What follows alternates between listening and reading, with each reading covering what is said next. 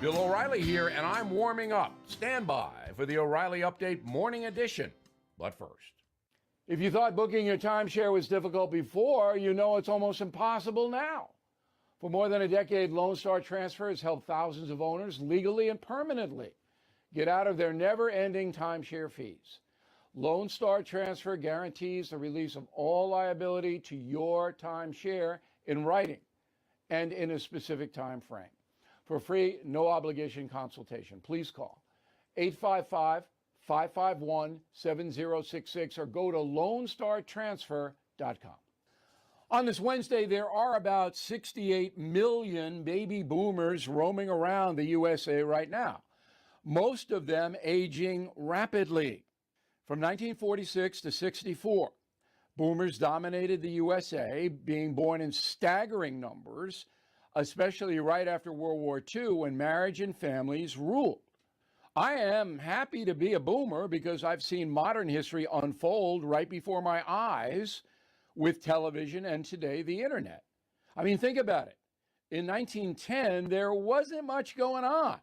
Life was hard. However, I will admit that many baby boomers have caught the entitlement virus and believe they should be exempt from life's challenges, like getting old. This might be why Madonna has turned her face into a creamsicle. Aging is part of the journey, as boomer Dr. Phil might say, which is why I don't listen to him. I want reality, not wisdom from a fortune cookie. So here is some reality. Senior citizens are smarter than their kids and grandkids because they've been through it. If boomers stop thinking about themselves morning to night, they might volunteer to help people out. Use their remaining time not going to the spa 3 days a week, but improving the country a little. I understand Jane Fonda looks good thanks to those long ago workout tapes, but come on. There are three dreaded words: old, older, coffin. So use your time wisely. Now this. I'm Mike Baker, former CIA officer and your host for the President's Daily Brief, the fastest growing podcast in America. Every weekday, we dive into foreign policy, global events, and international crises, delivering the facts and context quickly and with the analysis you won't find anywhere else. In the morning, get the insights you need with the President's Daily Brief. Then, as you head home, catch the PDB Afternoon Bulletin, perfectly timed for your end-of-day commute. Download us now on Spotify, Apple Podcasts, or wherever you get your podcasts. That is the Morning O'Reilly Update. More analysis later on. This hour, the Vic Porcelli Show, brought to you by Connor Roofing. You can count on Connor for all your roofing needs. Visit ConnorRoofing.com. That's CONNER Roofing.com. Vic Porcelli. Come on, you're Italian. You understand. Every day is a busy day all of a sudden. You talking to me? You talking to me? Tough and smart, and I love Italian, so, he's definitely Italian. At least I have this show to come and talk about it and let some stuff up. What kind of a show are you guys putting on here today? The Vic Porcelli Show. Welcome to the Vic Porcelli Show. I'm Vic's producer, commentator, and some might say thunder stealer, Ken Williams, filling in for Vic. Vic had a much needed and also much deserved vacation he's taking right now. He has 10 days off. Of course, he had to remind everybody that he has 10 days off, and he only had to use 4 comp days for his vacation. So it's pretty awesome that I get to be here. It's an honor of mine. I've never done it before, and I think it's going to be a lot of fun. We've got a lot of stuff to cover for you. If you want to check in with me, and we'll get things going. But I want to let you know that we've got a good show. We're going to check in with the St. Louis County Council with Mark Harder later in the next hour. Tim Jones comes in, and there's this thing that happened over the weekend about it's called a Black Swan event. Catherine Herridge was talking about it on I believe it was Face the Nation, and I'll ask Tim about it, and we'll discuss it further, maybe explain it a little bit. Coming up this hour, Melanie Collette from NCPPR, she joins us, and we're going to talk more about Claudine Gay, the president of Harvard, and her problem she's having. It's not just about the genocide talk and all that. She's also experiencing some plagiarism issues kind of like what Joe Biden was going after. And up in just a moment, we've got Drew Thomas Allen. And I want to say also in the studio, we have Tony Colombo just checked in. Hey, guys. How are you, man? What's going on, dude? Great to see you. Great to see you. Thanks for having me on with you today. Yeah, I mean, this is my first time. Yeah. So it seems like it's going to be a lot of fun. We've got a lot of stuff to cover. How was your weekend? The one, maybe, and only thing you've ever done that you've not done in radio. Yeah, pretty much. It's the last box to check. It was great. It was a great holiday weekend. And I still marvel at how fast this year went by. Yeah. 2023. Yeah. It just absolutely flew by, and now we're just days away from being in 2024, being in an election year, starting the new legislative session in Missouri is wild to me how fast it's gone. But it's going to be obviously another exciting, dramatic year. Yeah, and it hasn't slowed down, Tony. And I'll tell you what, man, I unplugged. I did unplug for a couple of days. Good for you. And it was amazing, man, because I had my two daughters at home. One was from her work in Kentucky. She's a national park ranger. Mm-hmm. And the other one came home from college. Cool, by the way. And these two girls, they're just so amazing. And my wife, we just hung out. We went to Grant's Farm and saw the light show there. It was really just good for you. Very relaxing. Yeah. And I know that there are a lot of people that were working, during that time, and some people, they don't have a lot of people with them over this holiday. I just want to say, just relax. Yes. Keep us with you. We'll keep we'll keep you company. Exactly. You don't need to, we went down to Florida to visit my daughter for Christmas. Yeah. But you don't have to go to Florida or you don't have to leave town to unplug. You can unplug and relax at home too. You can turn your phones off and turn the news off and just sit and and unplug and enjoy life and family and whatever else you have, and just take a few days off because it's good for the soul. We'll always be here to get you caught back up. Yeah. You're not going to miss anything. You're not going to miss a thing. And Tony, I want to do this only one time for this whole show because Vic's not here. Mm-hmm. And normally when I thundersteal, I have to play it. And I'm going to be thunderstealing the whole show. That's right, baby. Let's go. Thunderstealer. Yes. All right. So now what I want to do, I want to kind of put you on the spot a little bit, Tony. Yeah, please. Because I'll do it with you. But we do the pledge every day. Mm-hmm. And Vic asked me, he said, are you going to do the pledge? I said, absolutely, we're going to do the pledge. So could you lead us in the Pledge of Allegiance this morning? Yeah, of course. I pledge allegiance to the flag of the United States of America and to the republic for which it stands, one nation, under God, indivisible, with liberty and justice for all. That is awesome. That is awesome. Drew Allen of the Drew Allen Show podcast. It's people who love this country and respect freedom and want to preserve it for the future. It really shouldn't be political. Amico mio, come stai? Ciao, buongiorno, Ciccio. Sono molto contento. Una mattina mi sono alzato. And Drew Thomas Allen, I'm not going to try and repeat that, what Vic always repeats to you. Welcome to the Vic Porcelli Show, man. Hey, buongiorno. Good to be with you. There you go. Buongiorno. How was your holiday, man? It's good. It's still kind of going. It's a little bit. It's slowed down a little bit for me, so I still have some work to do. But it's just been nice. I've kind of unplugged like you, and I know 2024 is going to be a busy year. In some ways, I have a little bit of trepidation about what's coming down the pipeline, but I'm also trying to be grounded and look at look, man, 2024. There's going to be some stuff that happens. And I've just got to accept that, and as Americans, be ready to confront it. But now, man, I'm just trying to enjoy. My daughter's changing so fast. She's 9 months now, and she's kind of sitting up on her legs now. She's obviously crawling. It's just the changes are so fast, and I don't want to miss any of that because of politics or anything else.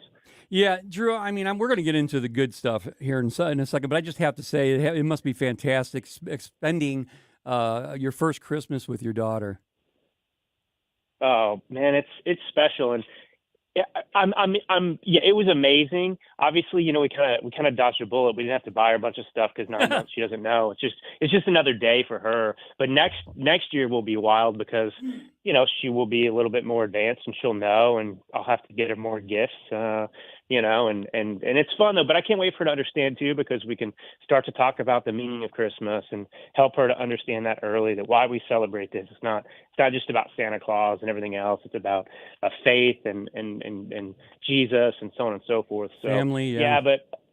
And family. Yeah. So I'm just trying to take and enjoy and bask in every moment I have now, because it's same for you guys. I mean, in this world and business, I don't get to do this very often. I mean, I'm going full steam ahead 24/7, even on weekends a lot of times. So for me to have, this opportunity to just really unplug and just cherish the moment and be present. That's I'm trying a not good to way take to it put for it. granted. Exactly right. And, this is the thing about me is, so I move so fast all the time that I don't think about those things. And I had my wife, I had my daughters, I had my brother. We went over there for dinner. I mean, I didn't have to do anything. I didn't have to cook, Drew. Yeah. So I want to get right into it about the Republican candidates in 2024 and all that. Rasmussen reports they did a survey of about 800 people of Republican primary voters. Okay. And they're saying that Trump is leading still with 51% among likely Republican primary voters. And then Nikki Haley's 13%, Florida Governor Ron DeSantis and New Jersey Governor Chris Christie, they're 9% each. That's low, Drew. And I wanted to talk to you about something because I've been trolling you on X. Yeah. And you're a little less than happy with what you're seeing from the supporters of Ron DeSantis. Yeah. And I want to be clear. There's probably people listening that aren't like this. These are the people that have created these fake movements for themselves because they're part of these different chats and they follow each other. They share each other's messages so it looks like they have more influence than they do. And most of your audience isn't even on X. That's the reality. Most people don't even use it. Right. So, but what I'm seeing with the people that are trying to be the self-described leaders of his and influencers is really dangerous to the Republic. They do not understand, or they don't want to understand, or they don't care about the actual stakes. The most dangerous pressing issue for us as a nation is what they're doing to Trump right now. This lawless persecution and prosecution, and really that trumps everything else. And they'd be happy to see him go to jail if it meant that Ron DeSantis could swoop in there because it's his only means of doing so. But it's not about even the ugliness, because we can all be ugly. It's politics. We're attacking each other. But at the end of the day, I still want to unite with these people. I want what's best for the country. These people are already phrasing it and framing it in such a way that they will never ever support Trump. So they would rather not vote or vote for RFK Jr. or help the Democrats win over Trump. And I have a problem too, because maybe they're not low IQ. Maybe they know exactly what they're doing, but the DeSantis campaign has really lied about both Trump's history and his presidency and DeSantis's record. And I really can't tolerate it. If y'all want to get into some of those things, we can, but it's troublesome because we're in really, really big trouble right now. And the way we start to crawl out of it is with Trump's reelection in 2024. And you don't have to love him. You don't have to love his personality. You can disagree with certain things, but it's a very, very clear choice. And the fact that we're wasting all this time trying to beat him and bludgeon him and convince people that he's not electable, or that he shouldn't be supported, or that he's worse than Joe Biden or Democrats it's kind of unforgivable to me. Yeah, and Tony and Drew, I'll tell you, man, I get on social media and I never attack people because of who they're voting for. I will never do that. But when you get these people, they're rabid. I mean, they're doing a disservice to Ron DeSantis because they're actually making my opinion of Ron DeSantis go down because of the way they're attacking me, Tony. Yeah. And like we said a moment ago, we're just starting the new year. For us, it feels like we've been in the presidential campaign season for months already. Right. But we're really, in all honesty, about to really hit the fast lane now, and it's only going to get uglier, and it's only going to get worse, and more personal and dramatic, I think, especially on social media. The candidates alone, but especially on social media. And Drew, I wanted to ask you because I know you have a book about the 2024 election, and you obviously understand the importance. And by the way, my name's Tony Colombo. I'm checking the Italian box for Vic today. I wanted to ask you, because this is something that we talk a lot about on my show in the afternoon here at News Talk STL. The chances of either Joe Biden or Donald Trump not ultimately being the person on the ballot, with Trump obviously because of the various legal problems that he has. Do you think that is going to play an unprecedented role, or could play an unprecedented role in this election season, that he may be officially charged and attempted to kept off the ballot in more places than just Colorado before we get to November? Well, I fully expect them to try and push that issue and to continue to try and take him off the ballot. I don't think it can succeed because of the makeup of the Supreme Court, thankfully. I mean, it's totally lawless. They can't do it legally. I am concerned about the possibility, because I think that, when Colorado, that Supreme Court decided to make that bogus charge and take him off the ballot, they knew that it was going to go to the Supreme Court, and they knew that it wasn't going to stick. So the question is, why would they do it if they knew that ultimately the Supreme Court was going to overturn it, which they're going to do. And in fact, Colorado they made a stipulation. They said, okay, well, we know you're going to go to the Supreme Court, so we're not going to take you off the ballot until this date, and by then the Supreme Court will rule. What you're going to see from the left is they're already attacking the legitimacy of the Supreme Court. They've been doing that, and what they seem to be doing is trying to make an argument that it's actually the Supreme Court that's intervening in the 2024 election rather than the Democrats, because they are basically unconstitutionally pushing all of these memes, and knowing that it's going to go to the Supreme Court, and knowing that they've already laid the groundwork to attack Clarence Thomas and on and on. And so they're trying to kind of shift this narrative. My question is, what happens, and what kind of constitutional crisis do we have if Colorado, other secretaries of state that are Democrats, et cetera, defy the will of the Supreme Court? Let's say the Supreme Court says, hey, all right, you sent this to us. This was inevitable that we ruled on this, and you cannot do this. What happens if the left decides to go with that narrative and say, well, the Supreme Court's illegitimate, and they're trying to help Donald Trump and prevent him, from facing the music, and we're not going to go along with it? Then we have a very serious problem. Okay, we're talking with Drew Thomas Allen. He is at Drew Thomas Allen on X. Also, he is the Drew Thomas Allen podcast, and he's the author of America's Last Stand, Will You Vote to Save or Destroy America in 2024? And Drew, I want to touch on this book because we've only got about a minute left here, and I want to get your thoughts on it. Here in the St. Louis region, the St. Charles School Board, they ended the use of CRT in our public schools. Your book, America's Last Stand, it talks about CRT and DEI in Chapter 9, and you wrote, critical race theory itself isn't even a novel social theory. Its origins lie in another failed theory. Which is that, Drew? Yeah, well, it's Marxism. That's exactly what it is. They just look. Other people smarter than me have talked about this too to make this point, and they've said it well. But basically, we people understand blue collar workers aren't going to revolt against the rich or the business owners in this. It was never going to happen. I mean, they're generally patriotic and so on and so forth. So they repackage this through a racial lens. So critical race theory, it is Marxism, but it's basically going through using slavery, right? Our past with slavery to kind of as a cudgel to foment that in America. It's very, very dangerous, and it has no place in our schools. Yeah, Drew, this is an awesome book, and you need to check it out. I want to mention it again. America's Last Stand, Will You Vote to Save or Destroy America in 2024? And I got it on Amazon. You just look it up by the name or by Drew Thomas Allen. You'll find it. Where else can they get it, Drew? I believe Barnes & Noble as well. But yeah, Amazon's the easiest place. But yeah, no, I appreciate the plug. And, it's going to be relevant all the way up till 2024. So, more and more people are picking it up, and hopefully it contributes to helping save the country. Well, when I was told that I was asked actually to host one of Vic's shows, I was like, hey, man, I got to get you on. So I really appreciate you doing it, man. Well, I appreciate it. And one of the stipulations was I'm not coming on without an Italian. So that's why you're here, Tony. Yeah, that's right. We got to stick together. Tony Colombo in the studio, and that's Drew Thomas Allen. Go to Drew Thomas Allen on X, and you can get all the information from there. I am Thunderstealing Ken Williams, Vic Porcelli's producer, and coming up, we've just got a lot of stuff, really cool things to talk about. Next, Tony, I want to talk about hoops.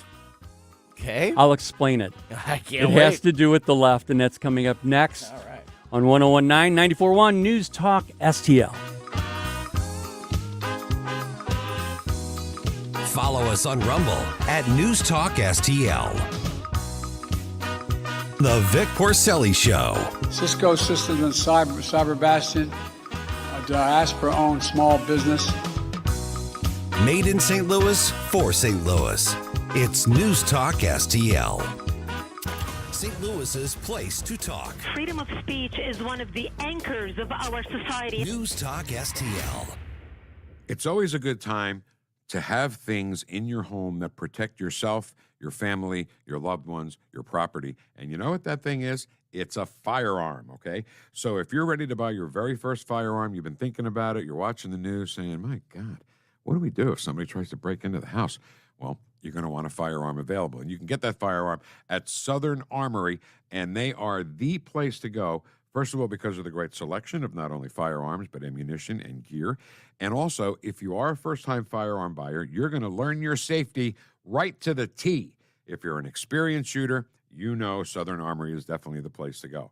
And they'll make sure that every purchase perfectly fits your specific needs. Again, whether you're a new firearm owner or an experienced shooter, either way. Also, they have Wise Food Buckets, 25-year shelf life on food, and they got them cheaper than you can buy them online. So go to 9901 Watson Road for Southern Armory or southernarmory.com. That's southernarmory.com. The Herzog Foundation is the vision of its founder, Stanley Herzog, and it exists to promote and accelerate the development of quality Christ-centered K-12 education. Hi, this is Daryl Jones, president of the Herzog Foundation. We have an exciting new training opportunity available for public school and Christian school teachers. The Herzog Foundation Institute has partnered with the Bill of Rights Institute to offer 4 training events in 4 Missouri cities this year. These day-long professional development opportunities are best suited for middle and high school civics, government, U.S. history, and social studies teachers. Middle and high school teachers have a unique opportunity to strengthen civic knowledge and values for the next generation. We want to help teachers seize this opportunity. Visit herzogfoundation.com/events to learn more and register for a Bill of Rights Institute training event near you. herzogfoundation.com/events. herzogfoundation.com/events. Hey, Columbo here with a great holiday offer from the cleaning pros at Zero Res. Just mention the Columbo special when you book a cleaning in the month of December, and you'll get 3 rooms of carpet cleaned starting at just $129. Plus, you can take $50 off your air duct cleaning. We trust Zero Res because they are simply the best when it comes to cleaning any surface in your home. And just remember to mention the Columbo special when you call 314-474-2020 or book online anytime at ZeroResSTL.com. This National Center for Public Policy update brought to you by Rodney and Jen Wallner and the entire Wallner home selling team at Berkshire Hathaway. Call them today at 314-810-SOLD.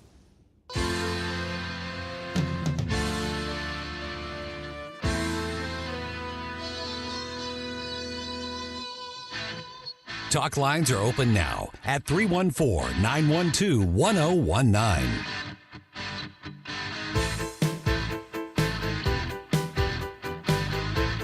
Hi, it's Dr. Ben Carson, and you're listening to the Vic Porcelli Show on News Talk STL. And welcome to the Vic Porcelli Show. I am Vic's producer, Ken Williams, filling in for Vic on his much-deserved vacation time. And, of course, he told everybody and reminded us repeatedly that it's 10 full days. So I hope you're enjoying it, Vic. And Vic told us, Tony, that he's taking that time to put Sally Bones through some kind of a boot camp to get her trained up a little bit. So he's having a little fun with that, I think. That's awesome. Yeah. That's awesome. Coming up later in this hour, we want to talk with NCPPR guest, that's National Center for Public Policy Research guest, Melanie Collette. And we're going to get into the plagiarism scandal that's happening on with Harvard president Claudine Gay. And Tony, this break, I just wanted to talk about something. It's regarding my family. You know, we were unwinding. We were watching TV, just having fun in our family room. Mm-hmm. And my wife and my daughter were trying to get our dog to jump through this exercise ring, and they were tempting him with treats and stuff. Uh-huh. And I'm watching that, and I'm unwound, dude. I'm not thinking about politics, but it hit me really hard, all of a sudden I thought, what a metaphor for what's going on right now. Yeah. So I jotted down some notes through here. hoops. Jumping through Yeah. hoops. And I mentioned hoops and like, what the hell are you talking about? Hoops. Okay, so here's what I have. I jotted some things down. Now, the Democrat Party, they're all about hoops. And what I mean by that, you just imagine a hula hoop and you're jumping through it as a kid, for example. This is the left's power. This is their energy. The left constantly is trying to make us jump through hoops and see if we can go through them. And it's not even the hoops so much, Tony, but it's actually the act of doing it to see if individuals can be required to do it. And Tony, there are so many hoops that we've been jumping through. Yeah. And their big thing is, can we make them do it? Let's come up with some other things. Yeah. And can we make it happen? My question to you is, do you think... How far will the sheep follow us? That's what the they ask sheeple, themselves. Exactly. And you know what? We did. We did Yeah, a we lot. sure have. In 2020, we did a lot of that jumping through hoops, Tony. My question to you is to start this off is, and I can't believe this all comes from us feeding our dog and trying to get him to go through a ring. But my question to you is, do you think this is going to continue in 2024? Yeah, I think that this is the playbook for the Democrats. Look, the Democrats are very good. We all want to look and pretend like, all these progressive liberals that have these terrible ideas, these terrible, dangerous ideas are obvious. They're easy to spot, and maybe they are for some people. But we also, you look at Joe Biden and you think, this guy he doesn't even know what time it is, let alone will he be able to be effective at, at pushing policy or whatever. There's a lot of very savvy Democrats behind the scenes that know how to motivate people. They know how to label. They know how to label pieces of legislation. They know how to mislead the American voter about an issue. They're very smart people. And if we don't stay vigilant, we don't call them out on their lies, and we don't call them out when they are trying to mislead us, people will follow them a long way. I mean, look at how far we went. Looking back at COVID, it is insane knowing what we know now, how far we went with shutting down this country and shutting down schools and putting putting people out of business. People losing their lives. Yeah, for reasons that did not need to be so extreme. But we followed the leader. We jumped through the hoops. And so, they will continue. They will absolutely continue to go down that path. And why wouldn't they? They've had success with it in the past. So the other part of this is, while watching them, my dog, he jumped through it once, twice. Oh, good for him. Yeah. He's a good boy. He's a good boy. He wanted that treat. Yeah. But then, he's a terrier, first of all. He's black and white, beautiful dog. He is very, I don't know how you explain. If you tell him to do something, he won't do it. Uh-huh. Just for the sake of not doing it. Yeah. So, after the second time, he would not jump through that hoop. Yeah. And they kept trying so hard. And I'm thinking about that as well.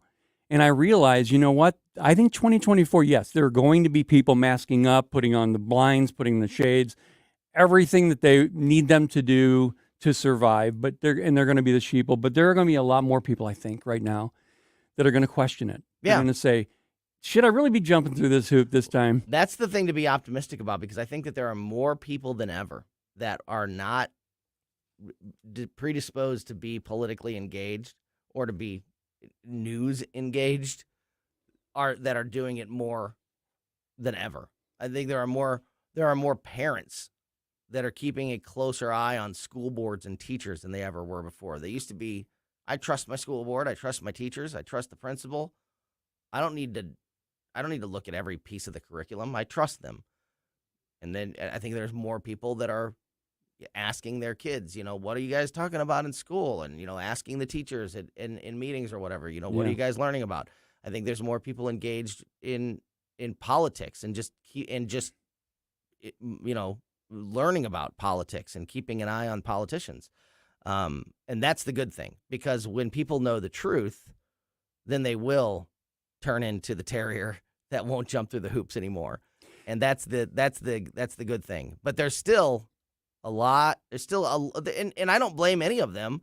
There's still a lot of Americans, there's still a lot of St. Louisans that have other things to do. They have bills to pay. They have jobs to do. They have families to raise. They can't spend all day, every day watching the news like we do. That's our job. It's not their job. So they can be manipulated many times by some flowery language in a bill or a policy coming from the left. So it's important that we inform people on that. And conservatives thrive through leave us alone, let us do our daily lives, less government, let's let the people decide and determine what's going to happen. But now the left, they thrive on fear. And this is what we're talking about right now.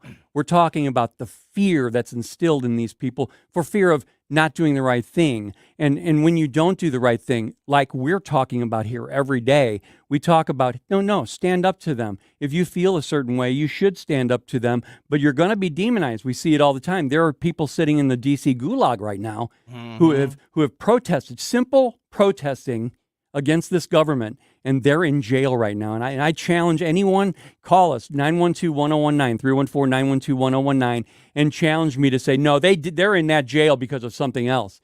I challenge you to challenge me on that. But it's about basically opposing this and standing up, and don't be afraid. Don't be afraid to stand up for this, because this is going to make the difference between this country thriving and this country falling.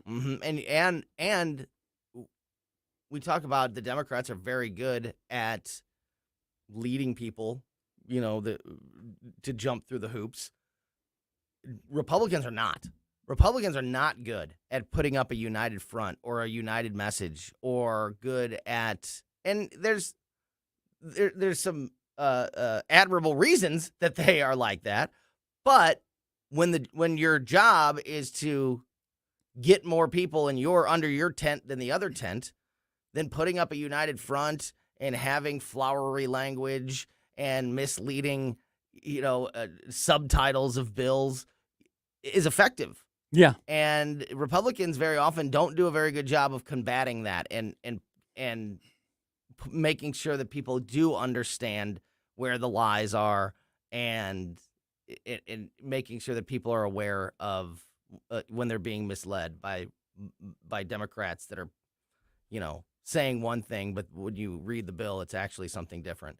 So Republicans need to do a better job with messaging also. I'm really glad you brought that up, because that's one of the most important things right now, because it's not the nature of a conservative to follow like a lemming. Right. To even other conservatives, it's not their nature to follow other. It's especially the more libertarian. And I was just going to say, you're libertarian, and that's your nature as well. Yeah. To not conform. Yeah. There's plenty of Republicans that I don't like at all. So I guess my message here is, don't fall for it. Don't be afraid. I mean, if you have an opinion, you are going to get pushback. You're going to get pushback on social media.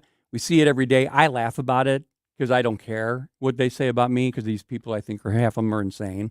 I think the left is driven by fear. I think the left has a bad agenda, and you need to speak up if you feel that way. And if you don't feel that way, you should speak up anyway, but we'll probably shut you down.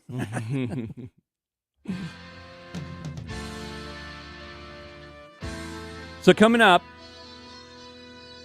got Melanie Collette from the National Center for Public Policy Research. And she's going to want to dive into the plagiarism scandal revolving around the president of Harvard. Ugh. Yeah. It's unbelievable. We've talked so much about Claudia Gay, the president of Harvard, about her ridiculous anti-Semitic remarks, and that's only half of the terrible, she's got so much other baggage and problems on her resume. It's unbelievable that this woman holds that position. And it's even worse than we think. Oh, boy. That's coming up next, right here on 1019 94.1 News Talk STL. Thanks for having us along with you.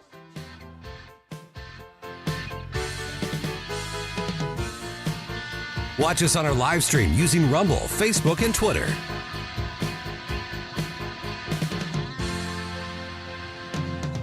You're listening to The Vic Porcelli Show. We want to expand PK for billions of pre-care students. Made in St. Louis for St. Louis. It's News Talk STL. Whoosh. Columbo and Katie. We're 1 week away from the beginning of the 2024 legislative session in Missouri. We'll get an update on what to expect Wednesday at 2:20 from Rodney Boyd. Then we'll open up closest cabinet at 3:05. Weekdays at 2 on NewstalkSTL. Do you need a new roof? Does your roof need repair? Well, guess what?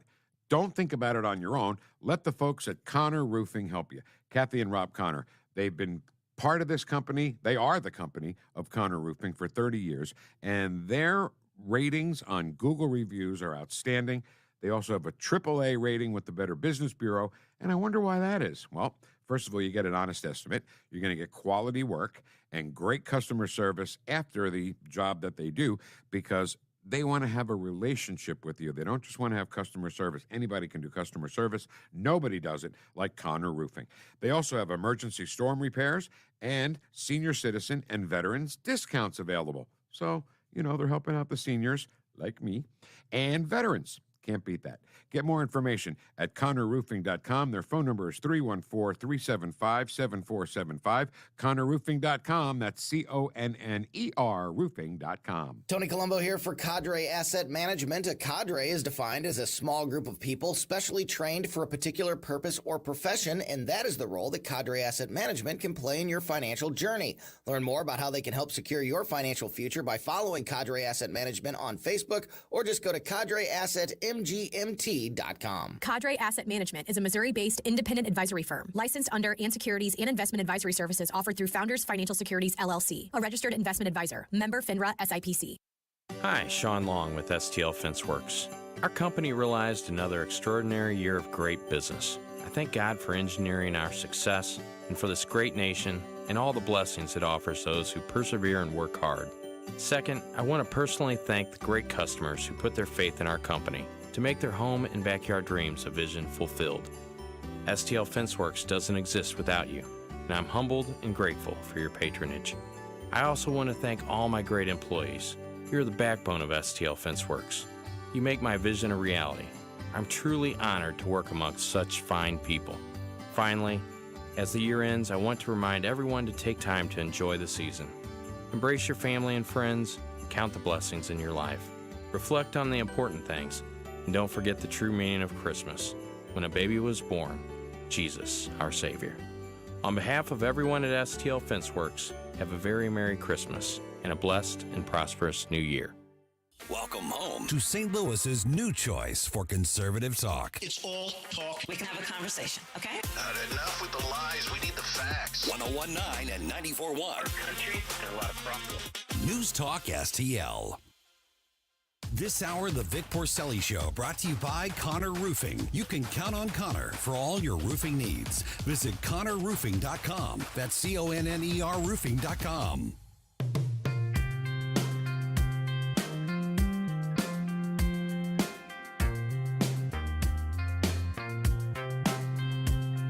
Talk lines are open now at 314-912-1019. Whoosh. The Vic Porcelli Show. It's not personal, Sonny. It's strictly business. On News Talk STL. Welcome back to the Vic Porcelli Show. I am producer Ken, along with our program director Tony Colombo in the studio here. And coming up, we're going to be doing in the 10 a.m. hour, talking with Tim Jones about that Black Swan event that Catherine Herridge was talking about over the Sunday shows this past weekend. And then right now, I want to play something here and then get to our guest. Dr. Gay, at Harvard, does calling for the genocide of Jews violate Harvard's rules of bullying and harassment, yes or no? It can be, depending on the context. What's the context? Targeted as an individual, at an individual. It's targeted at Jewish students, Jewish individuals. Do you understand your testimony is dehumanizing them? Do you understand that dehumanization is part of anti-Semitism? I will ask you one more time. Does calling for the genocide of Jews violate Harvard's rules of bullying and harassment, yes or no? Anti-Semitic rhetoric. And is it anti-Semitic rhetoric? Anti-Semitic rhetoric when it crosses into conduct that amounts to bullying, harassment, intimidation, that is actionable conduct, and we do take action. So the answer is yes, that calling for the genocide of Jews violates Harvard Code of Conduct, correct? Again, it depends on the context. It does not depend on the context. The answer is yes, and this is why you should resign. These are unacceptable answers across the board. Okay, that's New York Republican Representative Elise Stefanik asking Harvard President Claudine Gay if calling for the genocide of Jews constitutes harassment at Harvard. It's amazing. I mean, we'll request, and she wants to request these new corrections on her PhD dissertation following multiple plagiarism allegations. And this is according to their newspaper, the Harvard Crimson. With us now is National Center for Public Policy Research, Melanie Collette. You're also with the Free Enterprise Project. Welcome, Melanie. Thank you for having me. I appreciate it. Melanie, President Gay submitted 2 of those corrections to academic articles Friday involving the quotation marks and citations, but was the subject of fresh plagiarism allegations on Tuesday. Now, these are additional plagiarisms, right? This is the top echelon, cream of the crop Ivy League school, and we're talking about plagiarism by the president of the school. Give us your thoughts on that. It's crazy talk, and I will tell it infuriates me, especially as a former educator. I have to tell you, plagiarism is very serious in academia, or at least it used to be. I've been an adjunct instructor at 2 colleges, and plagiarism usually was maybe, depending on how bad it is, a warning the first time, expulsion the second time, period. And this chick has 40 during her PhD program. What are we talking about? And now she's the president of the school. People have been fired for much less at their jobs. A regular run-of-the-mill teacher can get caught, dancing on top of a bar in the summer and get fired for that on social media because it's unbecoming of a teacher. And to me, that is mild. You're technically not even doing anything wrong, but that has anything to do with your job. You know what I mean? Exactly. That's a great point. That is. You know what I mean? The standards are so high. When I first started teaching, my teaching instructor told me I can't even be seen with alcohol in public. And I was like, ma'am, you are smoking a ganja. That is not, I did not sign up to not ever have a drink of alcohol in public ever again because I'm in the classroom. And you know what, Melanie, that's my point about this. This is Harvard we're talking about here. In order for you to get a job, in any way, shape, or form at Harvard, you've got to go through a gauntlet of different bits of information. You've got to give up basically every bit of background you ever have. And when I was in college, one of my biggest fears, and I wasn't even in communications at the time, but one of my biggest fears was I was going to be called out for plagiarism. I mean, I was dotting my I's. I was crossing my T's, making sure that I just would never, ever do that. Now, Gay is submitting additional corrections following the review that's undertaken by the Harvard Corporation. Now, this is the university's highest governing board. But the corporation, Melanie, they're talking about Gay's actions did not constitute serious wrongdoing. Since when is plagiarism not a serious wrongdoing? Is that the new standard for black female presidents who are woke? It must be that standard. Maybe there's like a separate handbook for that or something like that. It's ridiculous, and it makes me so mad. But she's got 2 parallel things going on. She's a black female who's the president of Harvard, and she's also, from what I understand, got support from President Obama because she comes from a very wealthy, well-connected family. So she's got those 2 things going for her, neither of which should stand. And you would think that I will tell you, as a black woman, I'm offended by the fact that they are keeping her because it suggests that black women can't be successful unless they cheat. Exactly. Unless they are given exceptions. You are taught from early on back in high school about plagiarism and what it is and what it is not. And as far as I know, there are let me go back and correct it after you've plagiarized. And this plagiarism was pretty serious from what I understand. We're talking like copy and pasting right onto the paper. Like you didn't even try. You know what I mean? Yeah. Like You didn't even put quotes to say change from a certain. You didn't even try. You didn't even change the words around. You didn't even. No, like at least the high school kids have Exactly. some kind of game. They try to change the words around a little bit, but they don't understand that. Like you sound like you've written third grade work, and now you sound like a PhD, and that is suspect. So, and of course, I say this that I taught in high school as well. So Yeah. I've had the gamut of educational experiences and reading paper that is crap. And you're telling me none of her professors saw this before? Right. How did she even stay in school? That wasn't the first. Her Harvard resume wasn't the first time that she plagiarized. You know Absolutely not. you know that was something. If you're confident enough to do that on your Harvard resume, then that's something you've been an expert at for a long time. Yeah. Good point. I 150% agree with you. I've often wondered how, politicians and people get away with these huge criminal acts, and I'll think, how do they think they would be able to get away with that? And the answer is what you just said. Yeah, it's because they have got been away with a whole bunch of small stuff. Yeah.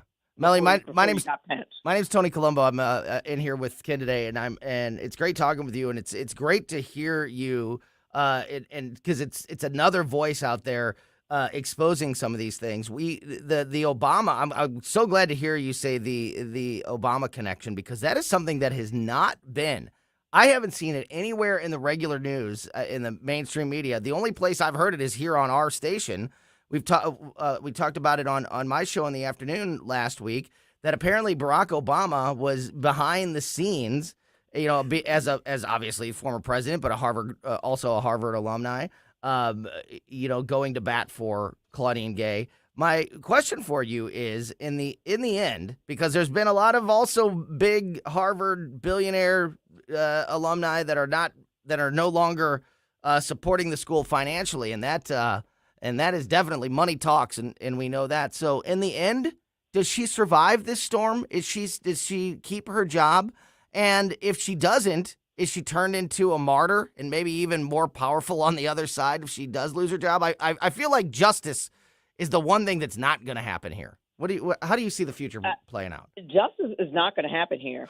And, people who, especially in my opinion, Black educated folks who have earned it, your Carol Swains of the world, they should be particularly angry about this, because again, would you want your kids who are Black in particular, let's just talk about that. Is that the way you want your kids to make it?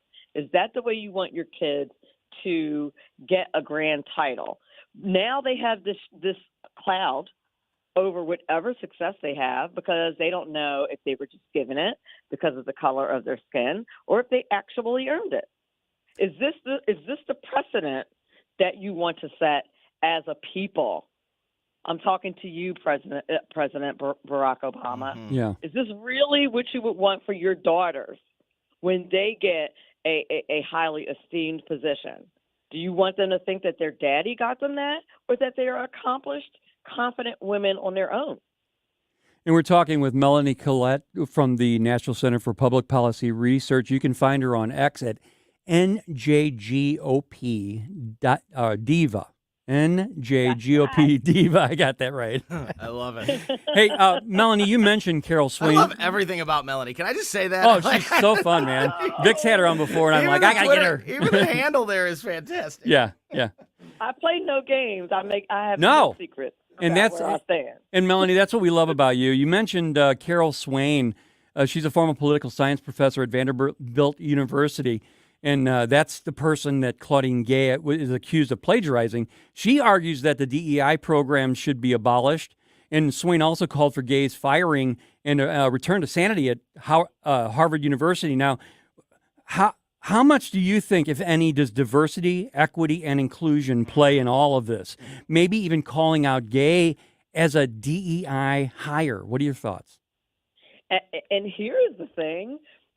I've had this discussion with people who are conservatives, are black conservatives that are pro DEI. I find it perplexing, but when I bring these kinds of things up, they say, well, that's not really what DEI is. And I say to them, I'm like, well, this is how it's being implemented. I am telling you, as a former educator with some experience in this area, that this is how it's being implemented. It's being implemented in such a way that your gaze of the world can become president with 40 some odd issues with plagiarism.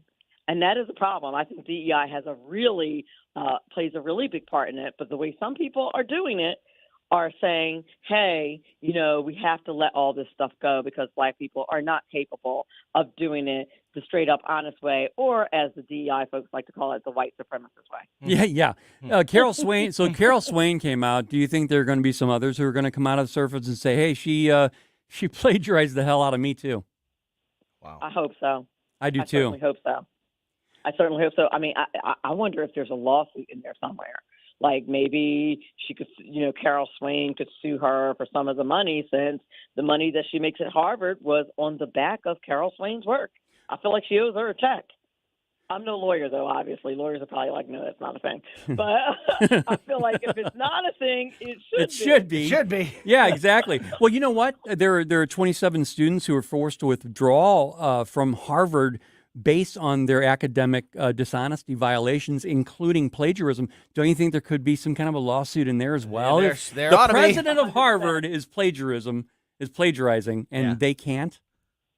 Absolutely. And especially any students that happen to under her tenure, 150% I'm coming for her. Melanie, even if I don't win, I would just make it inconvenient for her so they'll talk about it more in the news. Yeah. And right. Put more pressure on getting rid of her. Even if there's some lawyer will do it. Yeah. Hey, man, at least expose her. Class action. Yeah, at least expose her, if nothing else, even if you ultimately don't win because of some liberal judge somewhere. Melanie, we're almost out of time, but I wanted to take advantage of having you on the line to ask you a quick question, just your opinion as we look forward to 2024. We've seen over the last couple presidential elections, particularly with Donald Trump, we've seen record numbers of the black vote is going to Donald Trump. He did it in 2016, and then he broke his own record in 2020. In 2024, do you think that trend continues, and is it attached specifically to Donald Trump, or are those voters becoming Republican voters, not just Donald Trump voters? And I know that's longer than a 60-second question, but your Cliff Notes answer, please. That's okay. Well, listen, I think it is attached to Trump. I don't think it's attached to the Republican Party. I will say that. Mm-hmm. I think it's specifically to him and his personality. And should he be the nominee, which it looks like he will be, I certainly hope they stick with him. Yeah, good stuff. Wow. Well, Melanie, we really appreciate you coming on the show, and let people know where they can find more information about the National Center for Public Policy Research and also the Free Enterprise Project and all that. Certainly, the National Center for Public Policy Research. You know where you really want to go? You could go to their website, but I promise you, if you subscribe to them on YouTube at the National Center for Public Policy Research, that's where you can get all the clips of all the fantastic ambassadors for Project 21. You will not regret it, and I think you really should subscribe there. Yeah, and I think, you mentioned it, but none of you people at NCPPR mess around. I mean, when we get you on every week, it's like, boom, right to the jugular. We can't afford to do that. No, we have to be honest and straight up and bold. Yep, exactly right. Well, thank you so much for being on the show. Thank you for having me. I appreciate it. All right, have a happy New Year. Great you stuff. too. That's Melanie Collette from National Center for Public Policy Research. She's awesome. I'm Tony. stealing that I know, guy. man. Well, you can have her. I'll give you the contact information. I'm telling Katie we got to get her on. Coming up, we've got from St. Louis County Council, Mr. Mark Harder, Vice Chair. Yeah. Also next, we've got Tim Jones, who's going to be talking with us about, of course, all kinds of hot topics. And you know Tim's spin on them. You're not going to want to miss them. It's right here on 101.9 94.1 News Talk STL. Keep it right here. Whoosh. Hi, it's Mark McCloskey from MyPillows. MyPillow is excited to bring you their biggest bedding sale ever just in time for Christmas. Get the Giza Dream bed sheets for as low as $29.98. A set of pillowcases for only $9.98. Rejuvenate your bed with a MyPillow mattress topper for as low as $99.99. They also have blankets in a variety of sizes, colors, and styles. They even have blankets for your pets. Get quilts, down comforters, body pillows, bolster pillows, and so much more, all with the biggest discounts ever. They're also extending their money-back guarantee for Christmas until March 1st, 2024, making them the perfect gift for your friends, your family, and everyone you know.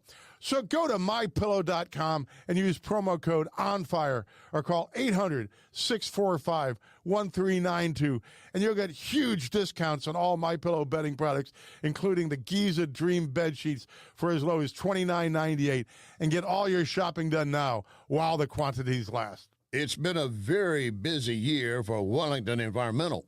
Tom and his staff had traveled all over making sure that minor issues don't become major disasters. Then there are the times Wellington is called in for emergencies, but nothing Wellington hasn't seen before. They have certified inspectors, chemists, scientists, environmental planners, and that's just some of their expertise. That is why the St. Louis Business Journal gave Wellington such a high ranking. So what will 2024 bring? No one knows, but if you take time to visit the Wellington Environmental Facebook, you're going to see things that might explain health issues at your home or business, affecting you, your family, clients. Wellington Environmental Facebook. Tom Wellington and the entire staff wish you a blessed 2024. Your world, cleaner, better, safer. So, as always, be well with Wellington. KLGY HD3 Clayton, K270BW Bellefonte, KNVS Bowling Green. This is News Talk STL at 1019, 94.1, and always streaming at NewstalkSTL.com. Breaking news this hour from townhall.com. I'm Rich Thomason. Former President Trump is good to go in Michigan. The state Supreme Court refusing to consider barring him from the state's primary ballot. A lower court ruled in favor of the former president, and the state Supreme Court is allowing that decision to stand. Mr. Trump applauds the ruling, calling attempts to keep him off the ballot a pathetic gambit. Looks like 2024 will come in like a lamb across much of the country, a fairly serene scene expected by William Churchill at the National Weather Service. Remains, relatively warm compared to how cold it could be this time of year. And travel issues should be fewer on the New Year Day holiday. So that looks good. Fairly quiet the next week out through, January 2nd or 3rd. And conditions are slowly improving across parts of the central and northern plains, blasted by a fierce winter storm earlier this week.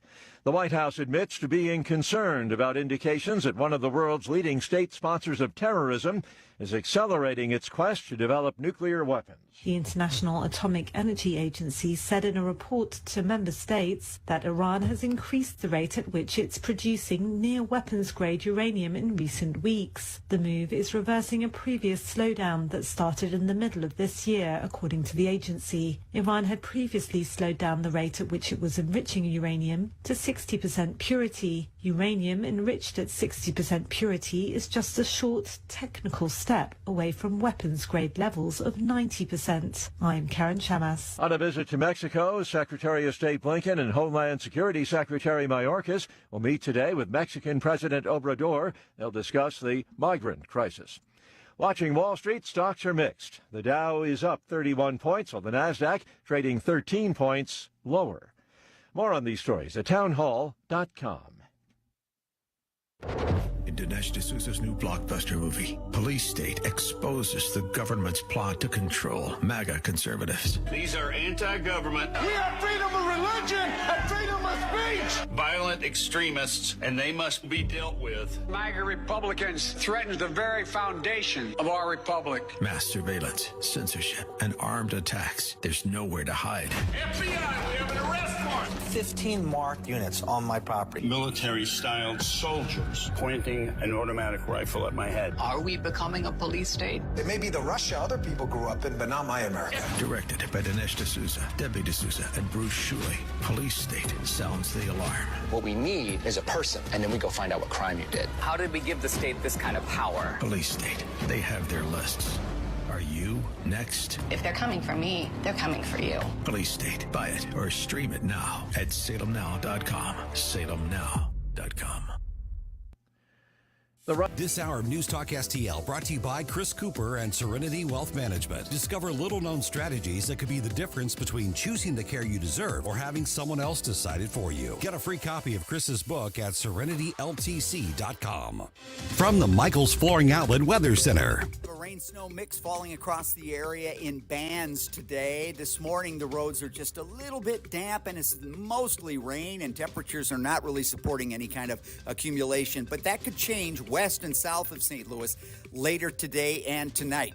Temperatures are in the low 40s in the city, and we're going to stay around 40 degrees today. Overnight lows near freezing tonight, and the mix chance continues. Tomorrow could see some accumulations of slush again Thursday night into early Friday. It looks like the weekend should be dry with temperatures in the 40s. I'm KMOV First Alert meteorologist Kent Earhart. Vic Porcelli. Come on, you're Italian. You understand. Every day is a busy day all of a sudden. You talking to me? You talking to me? Tough and smart, and I love Italian, so, he's definitely Italian. At least I have this show to come and talk about it and let some stuff up. What kind of a show are you guys putting on here today? The Vic Porcelli Show. Welcome to the second hour of the Vic Porcelli Show. I am producer Ken, Vic's producer. Vic is on a much-deserved vacation, and he made sure he reminded everybody that he gets full 10 days out of the deal. I'm going to I want to bring in Mark Harder coming up later in the hour. He's going to be talking with us about the St. Louis County Council and what they've had coming up lately. Also, where's that at? Kate Uptergrove, managing editor from West Newsmagazine and Mid Rivers Newsmagazine, will join us as well. Former Speaker of the House. You just proved why you left-wing loons are so insane. Y'all ready for this? Tim Jones. Tim Jones. How are you, Tim? Good morning, my peoples. Good morning, Ken. Great to speak with you here this morning. Thanks for having me. Hey, thanks for being here, Tim. I just wanted to get you on because there are so many different topics going on. There was no downtime during the holidays. Did you find yourself at least trying to unplug during the holidays this year? I've tried, but Jeff Allen, being the slave driver he is that racist? He makes me do hits like this, and I'm going to be actually doing my show this afternoon. But no, I'm kidding. We are blessed to be able to have the jobs and the careers we have. Ken, speaking truth to power every single day. It's hardly a job; it is a calling, and it is service to our fellow men and women. And I enjoy doing it. But yeah, Ken, I tried to enjoy the reason for the season. And, I will probably have a glowing halo around my head when I come in because we went to church not once, not twice, but 3 times on Sunday because I'm Roman Catholic. And so Sunday morning was the 4th Sunday of Advent, the shortest 4th week of Advent you can ever have because Advent basically ended at noon on Sunday. So the fourth week of Advent was all of like a half a day long. So I went Sunday morning to for the 4th week of Advent, and then we went to service at 5 p.m. on Sunday evening for Christmas Eve to my wife's church. She's Episcopalian, so we went to St. Francis in Eureka, and then we dashed out of there and ran over back to Sacred Heart in Eureka for the 6:30 p.m. service, so we could all sleep in a little bit on Christmas Day. So 3 services in one day. And boy, don't I feel holier than ever. But no, it was great. It was beautiful. It was wonderful. And Ken, I got to spend the whole day at home I didn't leave the house on Christmas Day. I think I walked outside twice just to enjoy the 60-degree weather before it went back into wintertime this week. And yesterday was Tuesday, right? Boxing Day. Yeah. Right? And today, by the way, folks, is the 3rd day of Christmas. Today's the 3rd day of Christmas. We don't do the 12 days of Christmas before Christmas. We do the 12 days of Christmas beginning on Christmas. So, Ken, today I will be bringing into the studio 3 French hens. I hope so, Tim, because that would make things a lot more fun. That would make them a lot of fun. You know what? There's nothing Michelle Rush can't clean up. I'm telling you. She's amazing. So she'll be able to handle the 3 French hens. You don't sound like you had downtime. No, I mean, I did because I rarely, like you, ever spend like an entire day at the house just doing stuff with the family. My folks came over, my in-laws came over, both my daughters are here. It was really special and wonderful. Yesterday, I was going to do all, Ken, like this week, we always say every year, I'm going to get all this stuff done. I'm going to catch up on all my emails. I'm going to clear off my desk. I'm going to go through these bins that I've had since high school and finally like clear stuff up and throw stuff away and keep the good things and all that. Well, I was starting to do that. And my daughters said to me, Dad, would you go ice skating with us today? Because we need one extra driver, and would you go? And I was thinking to myself, oh, this is like, and I stopped myself, Ken. I said, of course I'm going to go. Of course I'm going to take them. I took them, all their friends. There were six teenage girls, myself and my very good neighbor, who we've lived next to for 20 years, also has 2 daughters. So Brandon and I took the daughters and the friends, and we went to lunch, and then we went ice skating. I used to play hockey, and so they're all jealous that, that old dad can skate better than all of them, but I still got my skills. And it was a blast. And Ken, I'm so glad I did it. And you know what? The work will always be there. No one's ever going to say, I wish I had worked harder, at the end of it all. Oh my goodness. The work is going to be there every single minute of every day now. It's important. Yeah, it's important. We'll continue to do it. We are workaholics here at Newstalk. Oh, I love every it. Single one of us. I don't want anybody to be mistaken. I do enjoy what I'm doing. It just is pretty intense sometimes. But folks, make sure you take the time, especially those of you with little kids. My kids were little once. It feels like my kids were little like 5 minutes ago. Yep. And now they're 14 and 18. One is a freshman in college. Ken, I know you're a little bit ahead of me with your 2 daughters, but boy, Ken, does it go too fast. So take those moments, cherish them. Like you said earlier, during this week, we still have a little bit of downtime, right? This is a little slower type of week, even for those of us in the news and media business. Be present in the moments of this week, in the moments of this season. Yeah, I remind my daughters all the time. I've got a 23-year-old who came home from her job in Kentucky, and then I've got a 20-year-old. They're both so lovely, and she came home. They made sure that they were home from my wife and I, and it was just, there weren't a whole lot of other special accoutrements to the holiday. It was just them being there, and they said, "Dad, what do you want for Christmas?" I said, "You did it," and I'm so happy for him. But Tim, let's get to the business here, because let's do it. CBS News Face the Nation held a sort of a round table on Christmas Eve, and here's what Catherine Herridge had to say about the upcoming year. Well, mine's a little dark. I just feel a lot of concern that 2024 may be the year of a black swan event. This is a national security event with high impact that's very hard to predict. There are a number of concerns that I have that factor into that. Not only this sort of enduring heightened threat level that we're facing, the wars in Israel, also Ukraine.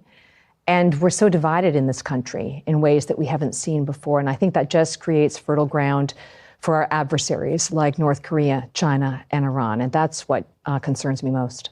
Again, that's Catherine Herridge on CBS News Face the Nation. Tim, can you explain what a black swan event is? Yeah, so it's a unpredicted, unknown, but yet basically calamitous, catastrophic event, right? 9/11. 9/11 was a black swan event. Hamas invading Israel the way it did. We always knew, the Israelis on a moment's notice know they're going to get attacked by some lunatic in the Middle East, whether it's Iran or their proxies, right? But the way Hamas did that, right? The end of a holiday, they went in and butchered and raped and assaulted. And I hate to use these tough words in the middle of the Christmas season, but we have to call things what they are, because the left tries to call things what they aren't, right? The left are masters at wordsmithing and lying. And so that was a black swan event.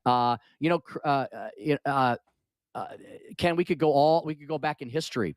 The bombing of Pearl Harbor, black swan event, right? The stock market crashes we've experienced. We always know that the market is going to correct at some point. We never know when we're going to get the big one, right? And so those events. So those are all examples of black swan events. We always, and I think Catherine Herridge is right. Now, on one hand, I'm like, okay, is she trying to drive a narrative? Is this the new narrative in the liberal media? Yeah. But Catherine Herridge was, for the first giant chunk of her career, a Fox News reporter. And I think she's actually brought some gravitas to a network that otherwise has none. You mean CBS. She actually brought journalism to journalism? Yes. And Ken, you know what?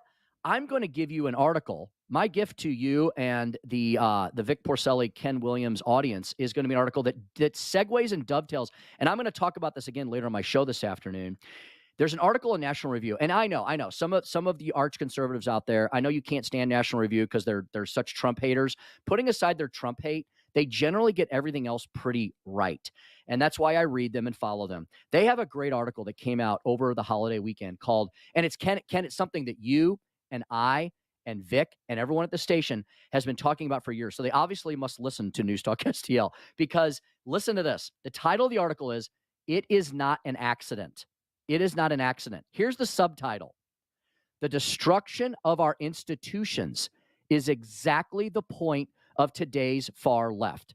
We must defend democracy and free markets against the onslaught. Ken, that's everything we've been warning about and say. And back in the day, like 3 or 4 years ago, when we would say things like, the left is coming for our kids, this political correctness stuff is going to turn into something worse. Hasn't it? It's turned into CRT and DEI and the transgender cult, right? They are literally trying to destroy the institution of the Supreme Court by attacking Clarence Thomas with false, fraudulent, racist allegations. They want to pack the court. They want to eliminate the Electoral College. Look at what they've done to higher ed.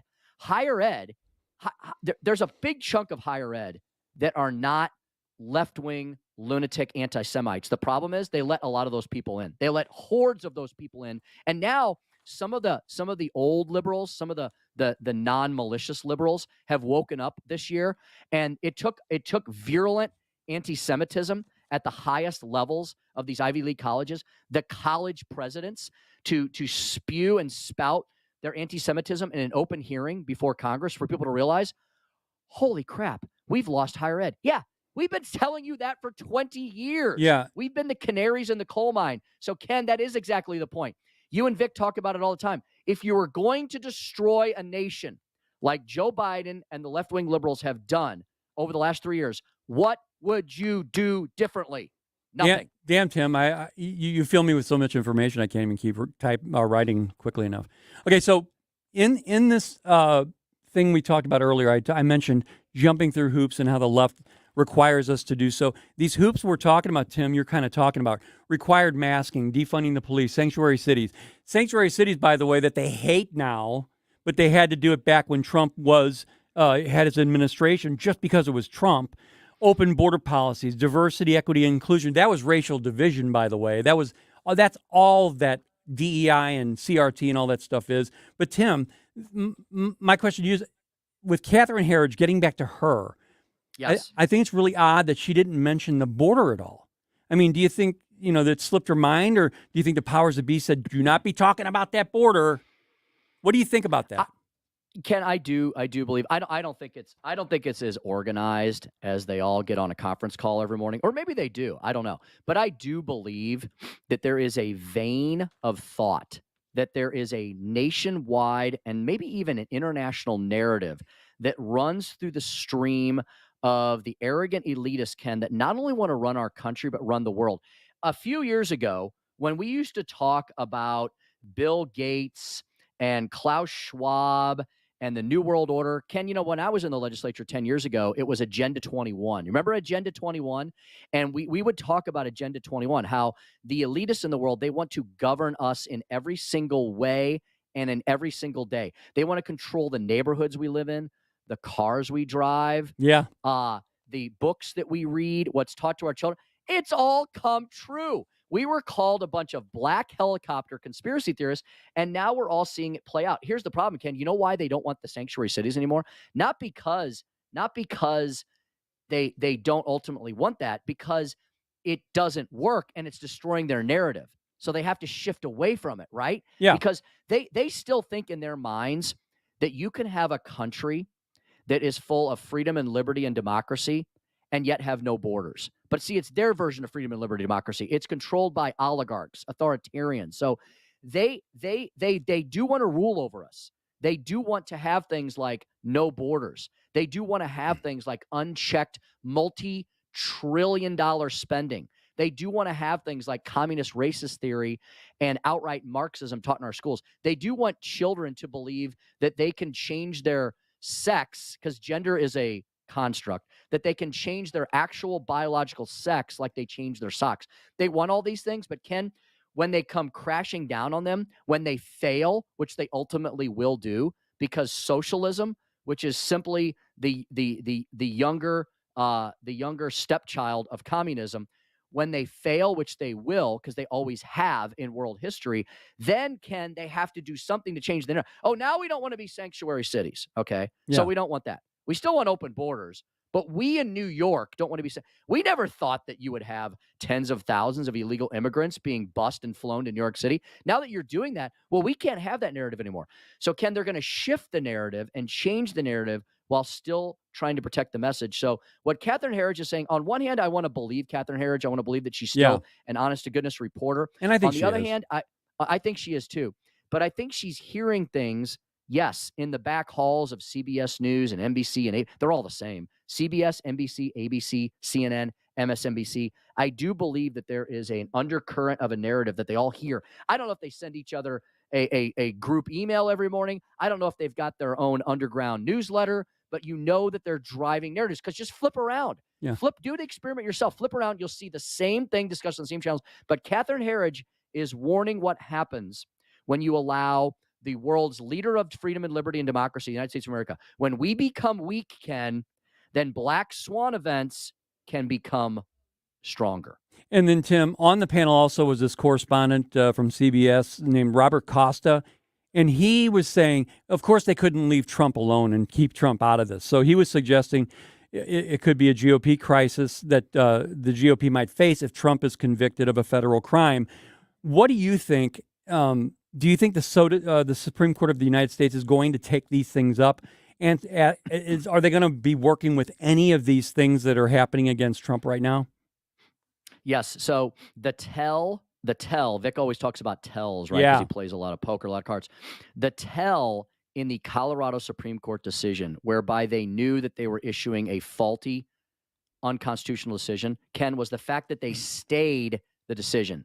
So they made the ruling, but they said, we're not going to let it go into effect until January 4th. That was basically like, yeah, we're going to tip our caps and give something to the left-wing lunatics out here in Colorado. Boy, what a state that's fallen from grace. Used to be a red state when I was growing up. Now it's this bizarre, funky, weird purple-blue state. So they knew they were issuing a fraudulent decision, but Ken, they had to give something to the left-wing liberal base out there. And so they gave him that decision, knowing that the Supreme Court is going to overturn it. So in order to not have it go into effect, they stayed it. So that was their tell. They know it's wrong. And so the Supreme Court is going to overturn that decision. Today, Ken, it just came, I don't know if you even saw it yet, just came across the wires.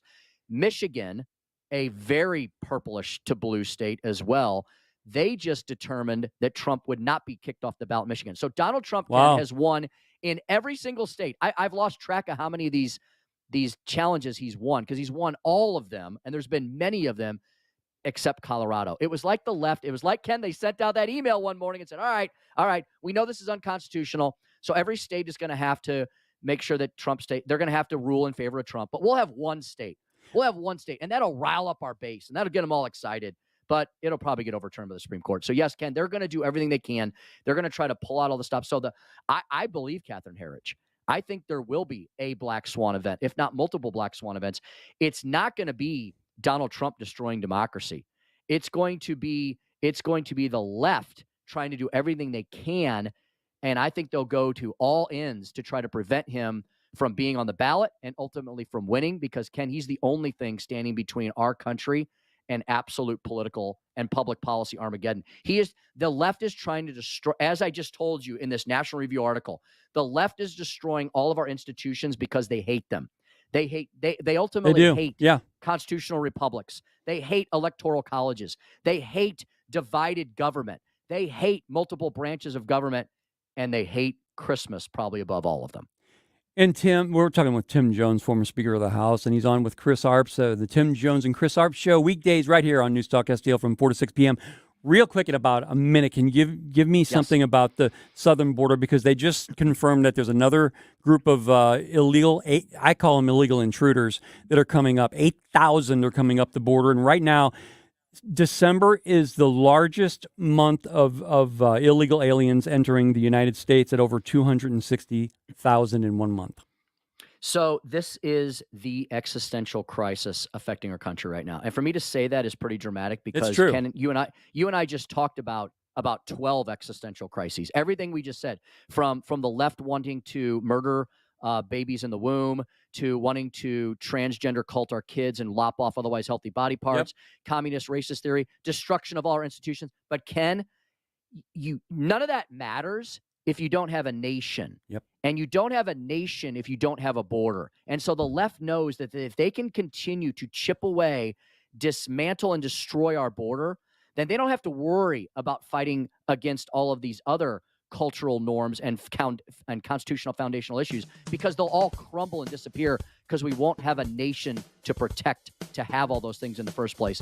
That could be the Black Swan event on steroids in 2024. Mr. Speaker, you are always amazing, and Happy New Year to you and your family, and here's to a big 2024 for Newstalk STL, huh? Oh, absolutely. Ken, to you, to Vic, to all your families, to all of our Newstalk STL Nation listeners, very Merry Christmas, Happy New Year. Looking forward to having many more discussions in the months and years ahead. Awesome, Tim. Thank you very much, sir. Thank you.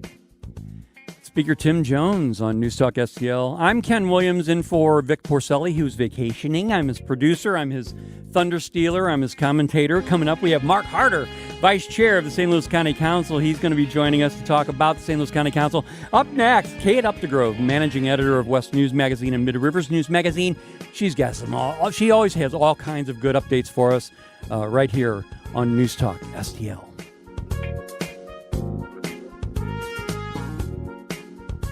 Watch us on our live stream using Rumble, Facebook, and Twitter.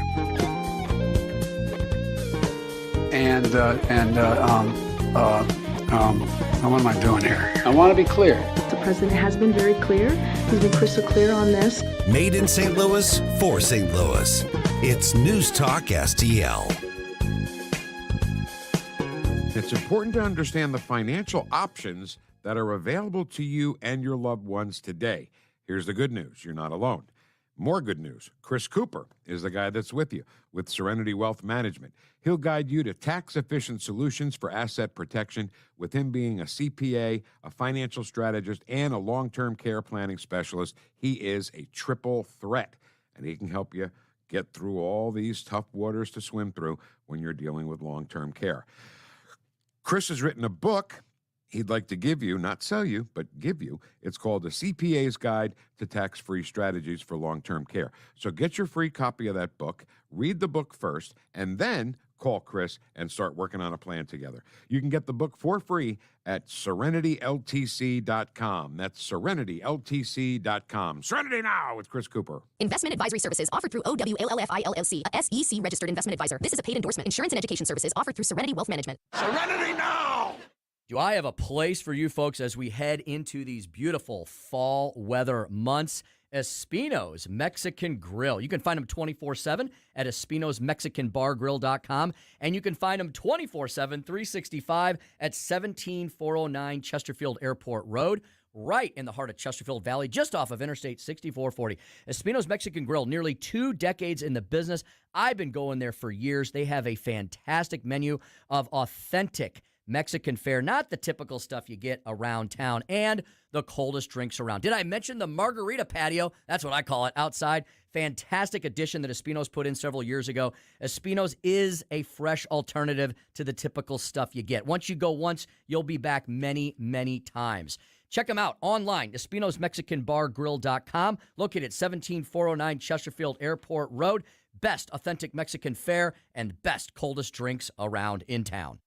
As winter approaches and we keep our energy-efficient homes closed, we are exposed to many different chemicals, molds, dust, virus, and bacteria floating throughout the air. Hi, I'm Everett Jones, owner of Jones Air and Water. Since 1995, Jones Air and Water has helped many breathe better and reduce allergens in their home and business. Call Jones Air and Water at 636-899-1040 or visit joneswater.com for more info. You can be a filter or buy a filter. Jones Air and Water on the web at joneswater.com. On the next, Larry Connors, USA. Iran now threatening to hit any ship inside the Mediterranean, beginning at the Rock of Gibraltar just below Spain.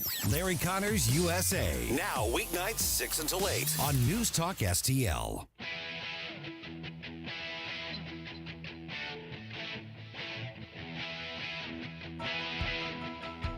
Talk lines are open now at 314-912-1019. The Vic Porcelli Show. Over here, dear. Oh, for you. On NewstalkSTL. Mark, I had to add that "Oh Poor You" for Vic. Is that what Vic wanted? Well, that's what I wanted for Vic. He always cringes when I play. Well, I guess it's better than your Love Connection music from going into the last break. You know, when I was leaving that break and I'm hearing the music, I kind of reverted back to my music radio days. That's right. We'll be right back on NewstalkSTL. That's right. How are you, Mark? Good. Good to hear you. Good to hear you and be here and fill in where we can. And hope Vic is listening. And I think you're doing a great job. Well, thank you. You're hitting all the numbers and talking and fixing problems all at the same time. Fixing things. Well, you know, when Vic came to me and Tony came to me and said, hey, why don't you just go ahead and host one of the shows? I'm like, no, this is a different thing. Yeah. I produce, you're the host. And then they said, no, you should try it. And they kind of said, I said, okay. And if you could chew gum, you could do it all. Walk and chew gum at the same time. All right. That's right. All right, let's get to our next guest. We have, and I'm so happy to talk to her. It's the managing editor from Mid-Rivers Newsmagazine and West Newsmagazine, Kate Uptergrove. Hi, Kate. Hi, guys. Happy holidays. Hey, Kate. Happy holidays. Yeah, you guys have been pretty busy over the holidays, huh? Well, you know, we get to take a break in the print edition. I don't know if our readers like that, but the staff really loves. We are just online for about 3 weeks during the holiday season. So our last print edition was mid-December, and our next print edition is January 10th. That'll be back in your mailboxes, on the shelves, the racks at Deerberg's and Schnucks and other locations throughout the city. But news never takes a break, as you well know. Yeah. And so we are still putting stories up online, galleries up online of things like the Kirkwood hockey. I love when our photographer, Lou Countryman, goes to the Blues games and the kids get to play in between periods. And we get all these great photos of local kids because my kid was a hockey kid. And so those little tiny guys out there with those hockey sticks and helmets and skates, and they're just the cutest thing. And those galleries I love because parents can go and find their kids in the galleries, right? Friends and grandmas and cousins can go look and see Billy playing hockey. And I think that's fun. He always takes great fan shots, too, at the Blues games. So I'm looking at some of the galleries right now, and those are always fun to go look at. And that's really a draw, isn't it? People wanting to see family members, distant family members, people from out of town wanting to get online and find out and look at their family members on pictures. Absolutely, absolutely. And then, you know, while you're there, you can check out the news of the local communities. You can find out all about the budget, the $561.4 million budget for 2024 that St. Charles County Council approved in late December. You can find out all about that. You can find out about the new Cottleville City Fields that are going to be coming. So yet another soccer park in St. Charles County. Now, what about? Because we're not a soccer town, right? No kidding. We are a soccer town. Now, what about that? Is that going to be one of the biggest in the area or what? Well, I don't know that it's going to be one of the biggest in the area, but it's certainly a big draw for Cottleville. You know, Cottleville has a lot going on. It is a small town with a lot happening. And so it's got a great walkable area with wonderful shops and businesses to pop in and out, little boutique shops. Menino's Market has been there forever. You can go in and get a great sandwich. And the fun part about Cottleville, I guess, for those who drive them, is that it's a golf cart city. Maybe it's not so fun for everybody else, but it's fun for those who own them and drive them. And you see people out on their golf carts in the better weather. I don't think anybody will be out there today. But lots of fun things happening in Cottleville. So as we move into 2024, we'll be keeping apprised of what's going on out there. Darden Prairie's going nuts in St. Charles County, too, with all of the development that's coming there. So good stuff ahead in 2024 in St. Charles County. And then, you know, over in West County, we've got all sorts of stuff coming up and happening. There's a lot of stuff happening in the next couple of weeks as we move into January over at the Holocaust Museum. Have you ever been there? Yeah, I was there a long time ago, but I pass there all the time. You got to go back. Yeah. Are you talking about the one in, which one are you talking about? Because in Creve Coeur, the Holocaust Museum in Creve Coeur. That's what the one I pass every day. Yeah. Kaplan Feldman Holocaust Museum. Yes. It went under a major renovation last Beautiful. year and reopened, and it's so impressive. If you haven't been there, go back. And they have a bunch of events coming up in conjunction with Holocaust Remembrance Day, and then also in conjunction with Martin Luther King Day. So go back, visit the Holocaust Museum. These are free events. Check out what's going on over there. A lot of, across both communities, a lot of the boards and city councils have been approving to give elected officials a pay raise, beginning with the people who are newly elected this coming April. And so we've got a story on Manchester has approved a pay raise for their elected officials on the West website, westnewsmagazine.com. So if you're interested in what your city officials are getting paid, check out the stories we have online about the various communities who have approved those measures in 2023. And, we talk about that April election. This 2024, what a year it's going to be for elections. It's going to keep us hopping, but I always say, and it's not too early to begin saying it, know before you go to the polls. Know who's running. Know what they believe. See if they align with your beliefs. Don't go to the polls and just say, well, I guess this guy, because that's a disservice to your fellow community members, to yourself, and to the politicians who've worked really hard to run their races. So know before you go to the polls. We will begin our election coverage definitely in March, probably in February for that April election that's coming up at the municipal level. So that's really important. Yeah, that's what I was wanting to ask you about, that how much information you had in Mid Rivers News and West News Magazine about that. I want to act like, which I am. I'm not from the area, so just imagining that I'm a new person moving into one of those areas. What can you tell us about the magazines and what they can expect? Well, local community news is so important. You can get the national news on many, many sites on your phone, wherever. You can click in and you can read the national news, 24-hour news cycles, right? But even at the daily level, the Post-Dispatch isn't sending people to go sit at Manchester Board of Aldermen meetings or Cottleville Board of Aldermen meetings, but we have people going. Yeah, so and you know what, Kate? You don't have to go, but you know what's going on. That's so important. And you know what? Even if the Post-Dispatch did, they would skew it some other way where it wasn't even true. So I went into the what's that? I said, well, that's just that's personal really opinion. Hard to make sure we give you everything that you need to know about what's happening in your local community. Oh, yeah, West News and Mid Rivers News Magazine, definitely. I went on to westnewsmagazine.com, and I saw that you had some features about Mizzou, my alma mater. Playing in the Cotton Bowl game. So we were very privileged this year to be able to send a photographer to every single home game for Mizzou. We do it for the Blues. We will be doing it for the Blackhawks. We do it for City. We even do it for NASCAR. Wow. So we have photographers who go and take these great galleries. So we've been down there taking photos all season long, as Mizzou's had just an absolutely awesome season. And then Warren did a story on some of the local guys who are making big news down in Mizzou. So Brady Cook and I'm going to go make sure I get everybody's names right here. The gentleman, I'm blanking on his name. I'm going to have to look through here.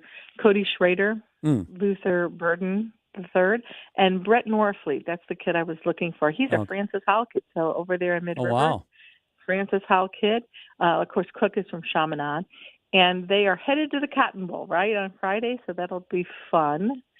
We won't have our photographer down at the Cotton Bowl, unfortunately, but I'm hoping, and this is my plea to all of you who are going, I know there are some folks going in our office, have kids and things who are Mizzou students who are going down as student fans. Take photos, if you can, of tailgating, of Mizzou folks, of the game, and ship them our way. We'd love to put up your galleries. We've been doing that with holiday festivities all throughout the community. as they come into us. We've been putting them up on our Facebook page and our website. So Oh, good. Let's all rally behind Mizzou on Friday. Yeah, that's great to know. Hey, where can people get a hold of the Mid-Rivers News Magazine and West News Magazine, Kate?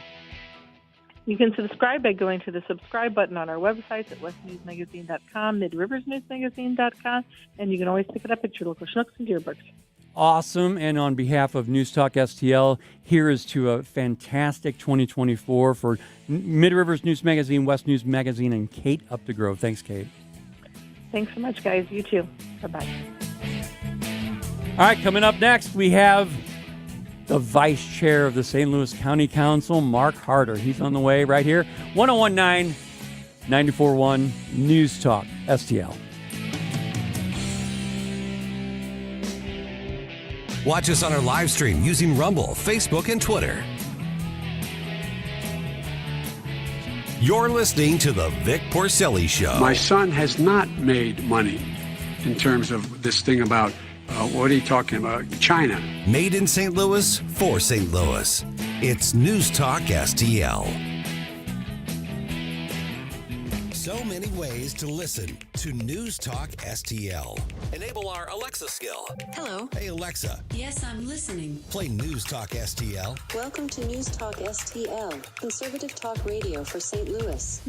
When you're approaching retirement, there are a lot of questions to answer. Do you have enough money to fund your income for life? How should you claim Social Security? And what's your plan for health care and long-term care? Hi, I'm Eric Robert, Director of Investments with the ClearPath Wealth Management Group at Stifel and host of On the Money Saturday mornings at 9 on News Talk STL 1019. Don't leave your retirement to chance. It's crucial to understand and address relevant risks before you retire. Our team can help you get organized, guide you through critical retirement decisions, and create an investment portfolio designed around your needs. To schedule your free retirement plan consultation, go to clearpathinvesting.com. That's clearpathinvesting.com. Or call us at 636-695-2650. That's clearpathinvesting.com or 636-695-2650. Stifel Nicholas and Company Incorporated, member SIPC and NYSE.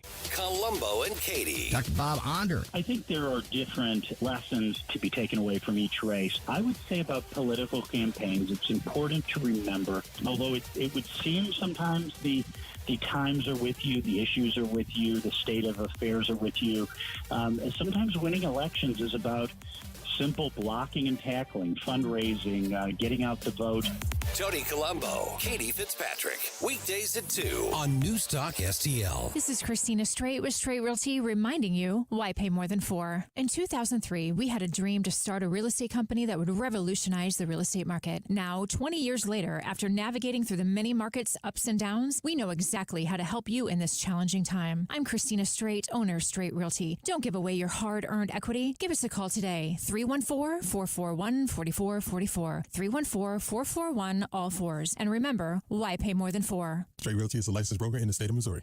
Fox News commentary. Donald Trump might be ahead in the polls, but what percentage of voters approve of him being kicked off the ballot? This is what I've been warning about. I'm Tommy Lahren. More next. Paid actor portrayal. Life can be so unpredictable. After losing my dad, it made me think about my family if something were to happen to me. I had heard about life insurance through Ethos and how easy it was to get coverage. They were right. In 10 minutes, I was covered. And boom, family protected. Ethos fast and easy online term life insurance up to $2 million in coverage with no medical exam. Some policies as low as $1 a day. Answer a few health questions and get your free quote at checkethos.com. That's checkethos.com. Numbers, I urge you to take them with a grain of salt. And while recent national polling does suggest Trump is ahead not only in the GOP race, but in a head-to-head with Biden, I will once again caution my fellow patriots from getting too cocky. And here's why. A recent poll done by YouGov shows that over 50% of Americans approve of Trump being booted from the ballot in Colorado. And what's worse, almost a quarter of Republicans agree. Now, this political stunt out of Colorado will likely not hold water and will almost certainly be struck down by the Supreme Court. But even so, the fact that a majority of Americans agree with it, well, that's not a good sign. It's not Trump's fault he's being witch hunted like this again. I would just remind the Republican primary voters that none of this is going to end. And if Trump is indeed our GOP nominee, that's when the deep state will really go to town. I'm Tommy Lahren, and you can watch my show, Tommy Lahren is Fearless, at Outkick.com.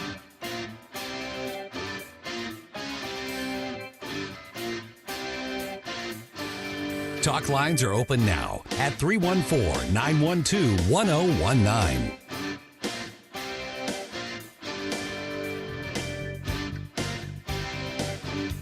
The Vic Porcelli Show.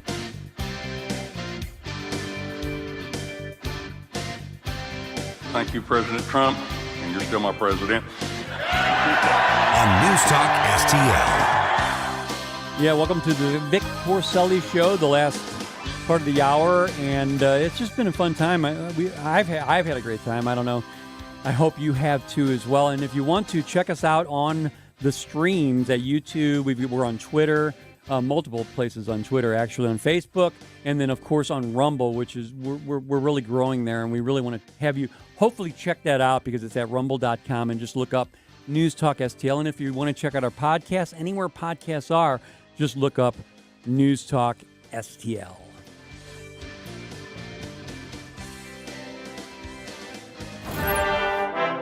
From the County of St. Louis. Crime issues, economic development. Vice Chair, St. Louis County Council. This is Mark Harder. I love the echo. All right. All rise. Hi, Mark. Welcome to the show. This is great. Hey, a shout out to Vic wherever he is. He probably needs to get back in here. I think you're going to have this slot. I don't think Vic's worried about it. You're hitting the numbers. You got the guests. You're doing all the right things. I think Vic should be, a little worried today. I'm so glad about is the fact that this man, he acts like, yeah, I just walk in here and Ken takes care of it. That's bull stuff. I'm telling you right now. That man works so hard on the show, and it's his passion. And I am so glad to be able to work with someone. And I'm not stroking the guy. I don't even know if he's listening right now, but I'm telling you right now, I am so honored to work with such an icon in St. Louis, and it's so much fun every single day. We actually spend a half hour, 45 minutes to an hour here every day afterward just talking.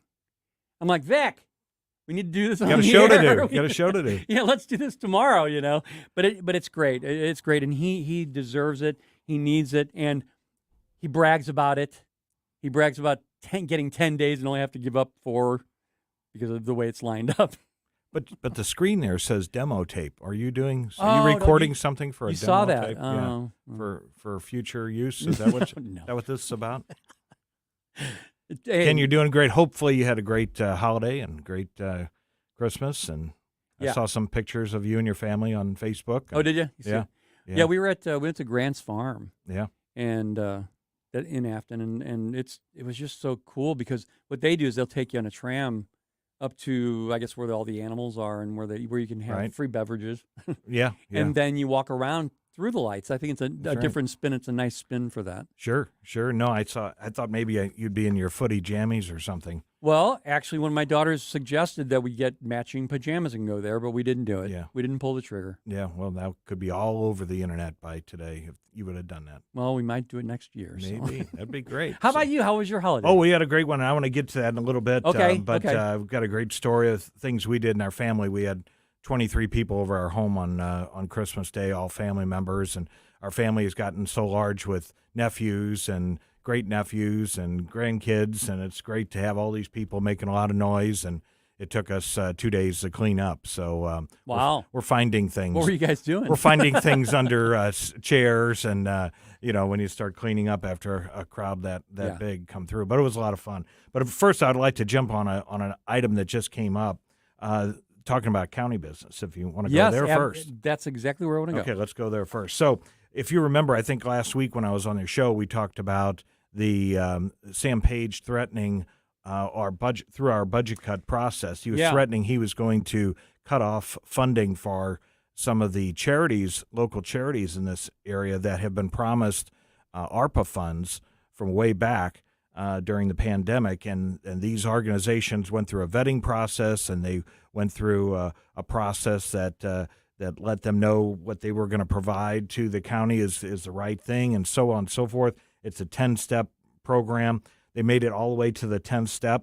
And so when we talked last week, Page was going to threaten not to pay these people and not sign their contracts so that they can get paid for the money that many cases they expended their own money in order to get reimbursed by the county. they helped the community through the pandemic and through ARPA funding, and then Page turns around, cuts their funding off. Now, is Sam Page trying to do that because he's a frugal conservative? No, just the opposite. But no, he's doing it to get back at us before cutting his county budget going into next year. And his budget hasn't even started yet. So that doesn't start till January 1st. And so he's proactively saying we can't afford these projects. And it's like this money was allocated years ago. They just had to go through a vetting process. So then he puts out a letter. So he threatens it last week. This week, he puts out a letter that basically says he sent a letter to these charities and saying, we're not going to pay you. We're not going to, I don't have the staff to cut checks. So we're not going to pay these 5 organizations. And it's over $1 million. And there are organizations that maybe some of the listeners have heard about here locally. There's an organization called Refuge and Restoration. They are a program that goes into many of the underserved areas and does things to help with food insecurity and other things. Another group called Red Circle, which goes in and helps underserved I've heard of that. area. Rustic Roots Sanctuary, which actually teaches people how to farm and to be self-sustaining in their own communities. And another group called St. Louis Survivors Legal Support. They provide legal help for people that can't get legal support. There's another group called JADASA. It's an acronym, and I believe they provide some type of legal support as well. So these are groups. It totals up to almost $1 million of ARPA money, which is money that came to us from the federal government. All Page has to do is sign the contract or sign the check with these groups, and he's refused to do that. Let me get this straight then. It's money that's been already allotted to these organizations. Correct. And From the council. From the council. Right. And he's saying no. He's saying no because he says he doesn't have the manpower going into the new year because we cut his budget. And so he's going to deny these people money. And many of this money is just reimbursement money. So they've actually spent their own from these expecting to get it back. Expecting to get it back if they complete the process, which they have. It's a 10-step program. So I'm hoping that we can make a big deal out of this, and we need to get with these different charities here soon and talk about a strategy to go back at Mr. Page and figure out why he's not paying these people. I called him out on it last Tuesday and said, why aren't you paying them? He gave this roundabout answer, and that's a nice answer, roundabout. But it was a BS answer, and we held him to it, and we're going to keep holding him to it because this money is out there. And there's other money behind this money that I'm sure he's going to hold up too. And it's to other groups like Heat Up St. Louis, the Urban League, other groups, economic development groups, and things like that. I'm sure that's going to be next on his list as they get closer to ending the vetting process. Well, you as a county council, are there other steps that you can take now? Well, that's what we're looking into. First off, we got to make sure everybody's aware of it. We need people in this community to call the Page administration and say, pay these people. They deserved it. They need it. Like I said, they need to be reimbursed. These aren't rich billion-dollar type charities. A lot of these are homegrown charities. These are charities that people are operating them out of their homes. They want to help the community. They were able to do the right thing in order to even be considered a vendor to help people in these communities. They have to go through a vetting process. So it isn't like these are shaky organizations that we don't know much about. No, they've already gone through the vetting process. And they have a track record. They have a track record, and they're waiting to get paid, and they need to be paid. So pay them, Mr. Page. Yeah. Pay these people. Page, pay them. That's right. Do you have a phone number possibly? You can call the general numbers is 314-615-5000 and ask for County Executive's Page office, and they need to hear from the people of this community to pay these people what they're due. He sounds so mean. It's that, if you're doing it for a reason, I understand. I love to be fiscally conservative. We have to. We have no choice as Americans. My family, the same way. But just to do it because, I just don't think that it's important. That's just, there's something shady there. And I wanted to ask you something about, there was something we talked about the personal property tax, right? Homes tax going up for everybody except for, was it 3%? And Sam Page was included in that. Has there been anything else, any more fallout from that? No, there hasn't. I was hoping that the other media would pick up on that and do some more deep dives into that. Elliot Davis did a decent article about it and show about it, but it just got the word out, and they move on to the next topic. But yes, it is very shaky when you see that only 3% of the people's valuation of their home went down, and Mr. Page and his multi-million-dollar home, his went down, when everyone on his cul-de-sacs either stayed the same or went up. So there's something fishy there. Come on. There's something fishy there. You know, Vic talks about this all the time, but I want to say there are Pulitzer Prizes waiting out there for people. Oh, yeah. To just open up books, right, and do an investigative report. Right. And I think this could, I'm not saying it will be, but I'm thinking that it could be something like that. I think we do a challenge. We need some journalists out there that actually dig deep in some of these topics. I'd be happy to help them and give them the background and that they need to dig. And we just need people that can dig and to give more than 3.5 minutes to a story in our community, because I think you'd find that there are some prizes to be awarded out there to some journalists if they dig deep enough. That's great. And in addition to calling Sam Page on the number, call 314-615-5000 and ask for Mark Harder. If you want that, you can do that as well. But if you want to change this situation about these nonprofits getting paid, yes, you need to call Mr. Page, because he's the one sitting on these contracts in his desk drawer. So that's that story. The other story I want to talk about real quick is a project that I've been working on. So for Christmas this year, if my father would still be living, he would have been 100 years old this year. Wow. And his birthday was December 10th. And so I've been working on a project. He died almost 15 years ago. And in his, he was a veteran. He served in Italy in World War II. And he spent over 2.5 years going up the boot, so to speak, from Sicily up to Switzerland, fighting Nazis and the Italians in that war. And so he was 20 years old, 21 years old. So we didn't know this, but when we went through a lot of his stuff, he had a big box of World War II stuff. And in that box was a journal that he kept while he was in country. Okay? Oh, I would love to see something like that. It's handwritten. That's He had awesome. beautiful handwriting, but it was handwritten. So what we did is, because it's kind of hard to see and kind of hard to read, but it is handwritten. So my wife and I transcribed it and typed it all up, and then we added pictures and created a journal, which we gave out to our family members over Christmas. And this is a copy of it here. Hold that up. Hold it up to your camera. Yeah. Yeah, here it is. That is so cool. So what we did is we put a nice cover on it and everything else. But we've got pictures of him, both as a civilian and Look at that. in the military.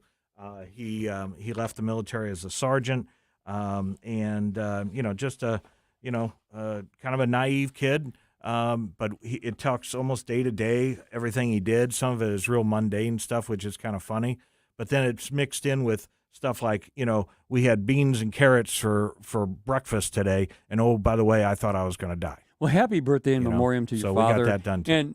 And getting a gift like that, personally made like that, right. My daughter Abby made a recipe book of all of my mother-in-law's recipes. Okay. And she had it done. She created it herself. She used Cricut and all that stuff and made it herself and gave it to her, and almost had some tears. Oh, yeah. There were almost tears. That is the best gift you can give anybody. Oh, yeah. And we gave out 10 of these because of our family, and so it's nephews and grandkids and everybody else. So we want them to know who their grandfather, great-grandfather is and was as he served our country.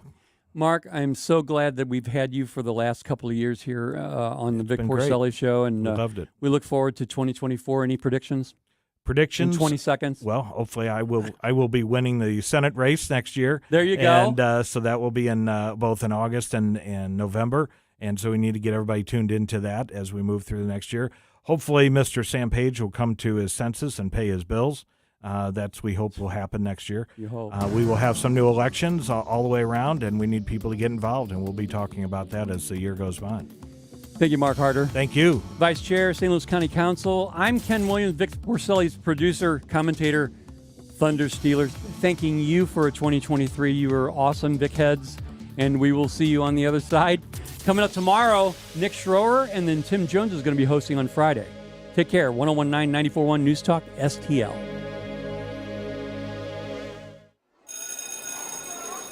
Kids don't always like to get school report cards, but they are important and helpful. They document subjects where they're strong and others where they need to show some improvement. Ever wonder why you don't get a report on how your child's school compares to others? At the Show Me Institute, we think you should, and that's why we've started the Missouri School Rankings Project. Click on the website moschoolrankings.org, and it's all there. Rankings and letter grades for all the schools in Missouri. The rankings are based on several categories, such as student performance in English, language arts, and math, ACT scores, and graduation rates. Then we take the rankings and come up with a grade point average, just like your child has. Each school and district will have a grade, and the website is easy to use. Don't you want to know how your child's school stacks up? Now you can. Learn more at showmeinstitute.org. The Show Me Minute has been brought to you by Show Me Institute and Show Me Opportunity. When you help create a Make-A-Wish experience for children like me, you create a turning point in our treatment and recovery. And suddenly, the joy of childhood that we've lost within reach. Right now, there are over 600 kids in our region, just like me, who are waiting for their wish. Help us receive a wish by texting the word WISH to 243725. Thank you for transforming lives one wish at a time.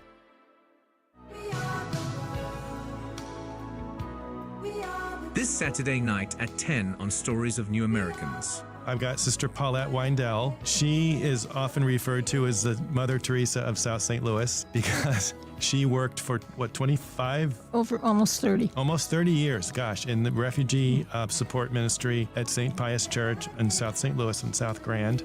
Stories of New Americans, Saturday nights at 10 on News Talk STL. KLGY HD3 Clayton, K270BW Bellefonte, KNBS Bowling Green. This is News Talk STL at 1019, 94.1, and always streaming at NewstalkSTL.com. Breaking news for townhall.com. I'm John Scott. 2024 is winding down. The National Weather Service meteorologist William Churchill says so far there are no major storms in the forecast for New Year's. Really, it's mostly good news. We had that big for the Christmas holiday for the southern part of the country. Does not look like there's going to be any big storms like that going into New Year's. So the travel situation looks a little bit better. There could be a little bit of rain and snow in parts of the central and northeast, but it doesn't look like any major storm at this point. Churchill does say rain will fall from the mid-Atlantic to New England today, and it will be especially heavy in some areas. Also at townhall.com, Israel's prime minister says the military is deepening its fight against Hamas. That's despite U.S. calls for Israel to curb civilian casualties in Gaza and international pressure for a ceasefire in the face of overwhelming casualties there. Ben Thomas with that report. Israeli forces have expanded their ground offensive into urban refugee camps in central Gaza. In a video message, Prime Minister Benjamin Netanyahu telling Hamas, "We have fighters on the ground, sometimes also underground, and we have eyes in the sky. We see you and we will get you." The offensive has produced scenes of chaos at Gaza's hospitals. The World Health Organization's Sean Casey. Health capacity is at about 20% of what it was 80 or so days ago. There's blood everywhere in these hospitals at the moment. We're seeing almost only trauma cases come through the door. I'm Ben Thomas. Stocks have moved higher as trading remains relatively light ahead of the New Year holiday. The Dow is ahead 69 points now, and the NASDAQ is up 5. More on these stories at townhall.com. Dinesh D'Souza's new blockbuster movie, Police State, exposes the government's plot to control MAGA conservatives. These are anti-government. We have freedom of religion and freedom of speech. Violent extremists, and they must be dealt with. MAGA Republicans threaten the very foundation of our republic. Mass surveillance, censorship, and armed attacks. There's nowhere to hide. FBI, we have an arrest warrant. 15 marked units on my property. Military-styled soldiers pointing an automatic rifle at my head. Are we becoming a police state? It may be the Russia other people grew up in, but not my America. Directed by Dinesh D'Souza, Debbie D'Souza, and Bruce Shuley. Police State sounds the alarm. What we need is a person, and then we go find out what crime you did. How did we give the state this kind of power? Police State. They have their lists. Are you next? If they're coming for me, they're coming for you. Police State. Buy it or stream it now at salemnow.com. salemnow.com. A celebrity from the Michaels Flooring Outlet Weather Center. A rain-snow mix falling across the area in bands today. This morning, the roads are just a little bit damp, and it's mostly rain, and temperatures are not really supporting any kind of accumulation. But that could change west and south of St. Louis later today and tonight. Temperatures are in the low 40s in the city, and we're going to stay around 40 degrees today. Overnight lows near freezing tonight, and the mix chance continues tomorrow. Could see some accumulations of slush again Thursday night into early Friday. It looks like the weekend should be dry with temperatures in the 40s. I'm KMOV First Alert meteorologist Kent Earhart. This hour of News Talk STL is brought to you by Rodney and Jen Wallner and the entire Wallner home selling team at Berkshire Hathaway. Call them today at 314-810-SOLD. 314-810-SOLD. Hey family, this is Bridget, CEO Thrive. Thousands of moms are celebrating Christmas and the New Year with their children right now because you invested of yourself. What a privilege to partner with you in the greatest humanitarian effort of our time. These moms always ask me to thank you. Thank you. The need in St. Louis is as great as ever, and unplanned babies are extremely vulnerable over the holidays. I need your help. $33 triggers a rescue immediately. The triple match is rolling into a quadruple match. Every dollar you give from now until midnight New Year's Eve will be $4 thanks to some St. Louis families. And don't forget 70% Missouri State tax credit set up for you. A $1,000 gift boomerangs back to you with the true $700 credit on your Missouri State returns. Plus, it's still deductible. Almost all of it comes right back to you. That's God math, y'all. Save a life now. Go to thrivealivestl.org, thrivealivestl.org. It may be cold outside, but one of the best ways to warm up this winter is with a visit to Johnny's Hideout in High Ridge, Missouri. Located 10 minutes from 270 in Gravois, Johnny's is the go-to St. Louis sports bar and grill experience featuring over 30 big TVs, full bar, excellent, awesome food featuring the famous Johnny Dow's chicken wings, live music with local musicians, and a huge game room. Johnny's Hideout opens 7 days a week for lunch and dinner. Check out the Speaker of the House table on your next visit. More information, jhideout.com. That's jhideout.com. Johnny's Hideout in High Ridge. One of the 5 most traumatic experiences in life is moving. I can assure you that McGuire Moving can help ease that pressure. Moving into a new home or a new business, locally, internationally. McGuire is rated number 1. More than 80 years of experience. Free estimate, call McGuire, 314-241-0600. 241-0600. McGuireMoving.com. St. Louis's new choice for conservative talk. Thank you for the opportunity to let me vent here. Live and local. Way to be, guys. 1019 all the way. This is News Talk STL. I am home. News, analysis, opinion. News Talk STL. From the NYPD to the Secret Service to behind the microphone, taking the fight to the radical left and the putrid swamp. You're listening to the Dan Bongino Show. Here he is, Dan Bongino. Well, you know I love him as a guest. He's one of the guys who really inspired me to really start doing deep dives on issues of liberty and freedom. He's also executive producer, along with me and my wife, on a new film, Police State. Some of you have seen it. If you haven't yet, it's available at policestatefilm.net, not .com, .net, policestatefilm.net. Read the reviews on Twitter and True Social. I think you'll be shocked at some of the stuff it exposes. Welcoming back my friend Dinesh D'Souza. Dinesh, thanks for joining us. Dan, always a pleasure. So sadly, Dinesh, and I'm going to get to this in a minute, there is another scandal around this movie that doesn't involve us, but involves things that are being done to us. We're going to get to that in a second, but I wanted to get your thoughts because the movie is called Police State. And sadly, Dinesh, every day is a new headline proving that you and I and the movie are absolutely correct as a warning.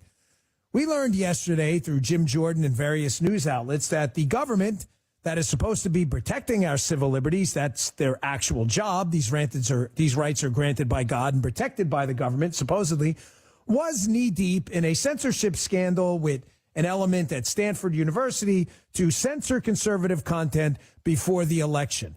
The useful idiots in the media, Dinesh, they have always been a part of police states, haven't they? This is the scary thing, is that the police state in our country spans the public and the private sector both. They kind of work in tandem. In classic police states, it's kind of all done out of the government, as it was in Stalin's Russia or even in Nazi Germany. But our police state relies on private actors in academia, in the media, in the digital platforms to kind of all work together. And a good working definition of a police state is a state that is at war with its own citizens. So it's the very opposite of protecting our rights. It actually wants to control us and make us subject to the official narratives of the police state itself. The beauty of the film, to me, Dan, is that there's all kinds of new stuff that comes after we made the movie, and yet the movie provides this sort of beautiful explanatory framework for understanding it all. Look at the stuff with the trans shooter. We now know it's very clear that the idea that you've got a trans shooter who's motivated by woke ideology, hates white people, hates men, hates Christians, is targeting people and killing them. So wokeism is the theory and mass shooting is the practice. And yet that is such an inconvenient narrative for the left that they have to, this is why they were suppressing the manifesto. Yeah, Dinesh, we're talking to Dinesh D'Souza, co-produced this, I co-produced a film with him called Police State, available at policestatefilm.net. Dinesh, you know what's insane about it is the movie just came out, and I'm not even kidding. Like, you and I could get a sequel going today, and if we were quick enough, we could have a sequel out next week. I mean, there's that much material that surfaced just since the movie was launched. And here's a story that may not have gotten a lot of attention. If you've seen it or not, I'll just give you a quick abstract version of it. But again, it's more evidence of a police state and how it's not, as we say in the movie, always a bunch of uniform-wearing, boot-wearing people marching down the street. Sometimes it's what you just said. It's an entity at war with itself in this police state. There's a story of this Grand Canyon University. Sued the Biden administration in court, did quite well. Now they find themselves on the receiving end of a regulatory onslaught and a $37.7 million fine. There's a whole editorial in the Wall Street Journal for nonsense, total nonsense that nobody takes seriously. The same day, Donald Trump's in court for a civil trial with no victims, for a loan he paid off where the banks are not litigants in the case. I mean, isn't the process the punishment for these police state people who fully understand when they get the reins of government that they can make people's lives miserable regardless of the outcome? Absolutely. I mean, I saw this in my own case going back to 2013. You know, you just feel the vulnerability when you are up against the full power of the U.S. government. They have unlimited resources. They have a massive federal rule book that's like an accordion, and it's very easy for them just to reach in here and pull out this sheet.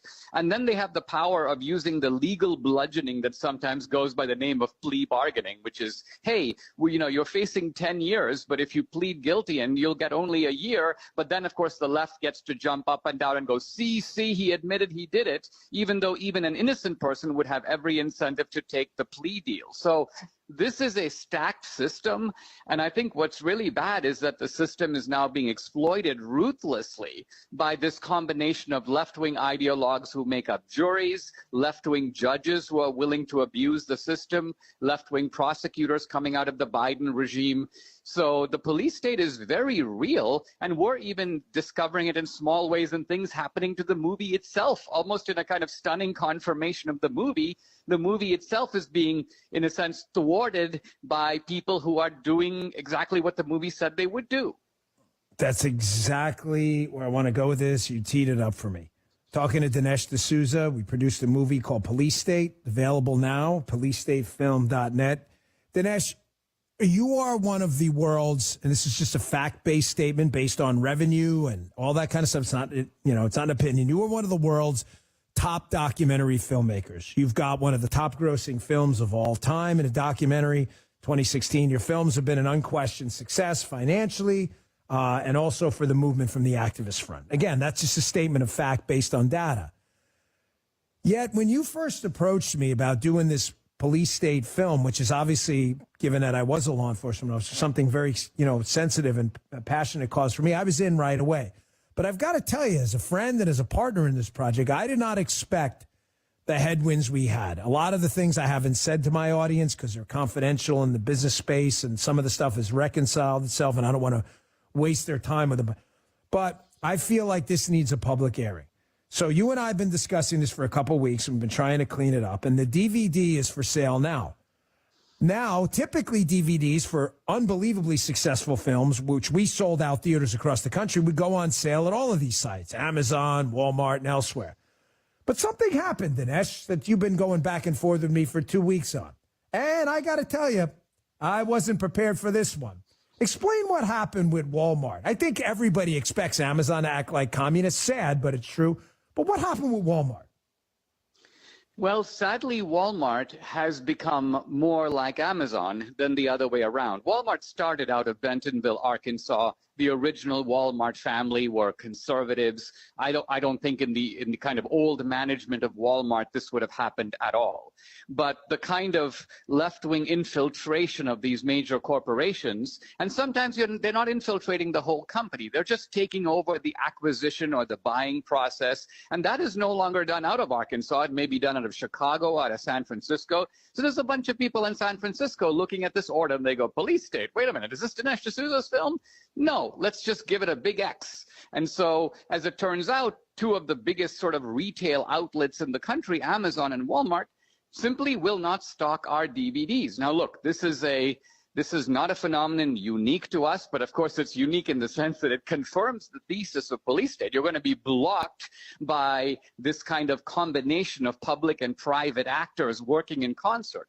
And I say working in concert because we don't know if Amazon got a message from somebody in the Biden administration basically saying, hey guys, do you really want to be stocking this kind of a DVD? We don't know the behind the scenes. We only know the behind the scenes with regard to censorship because, of course, Elon Musk opened up the Twitter files and we could see, wow, there's a whole portal. All these agencies of the government are putting in names of people to be banned. So it's only sort of in the rear view mirror or in retrospect that you get the full story on how this happened.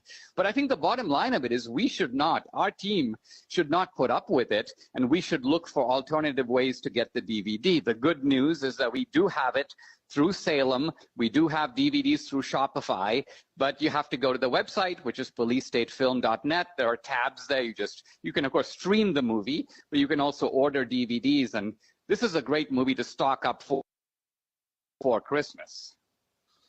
I mean, it's been a passion project for me.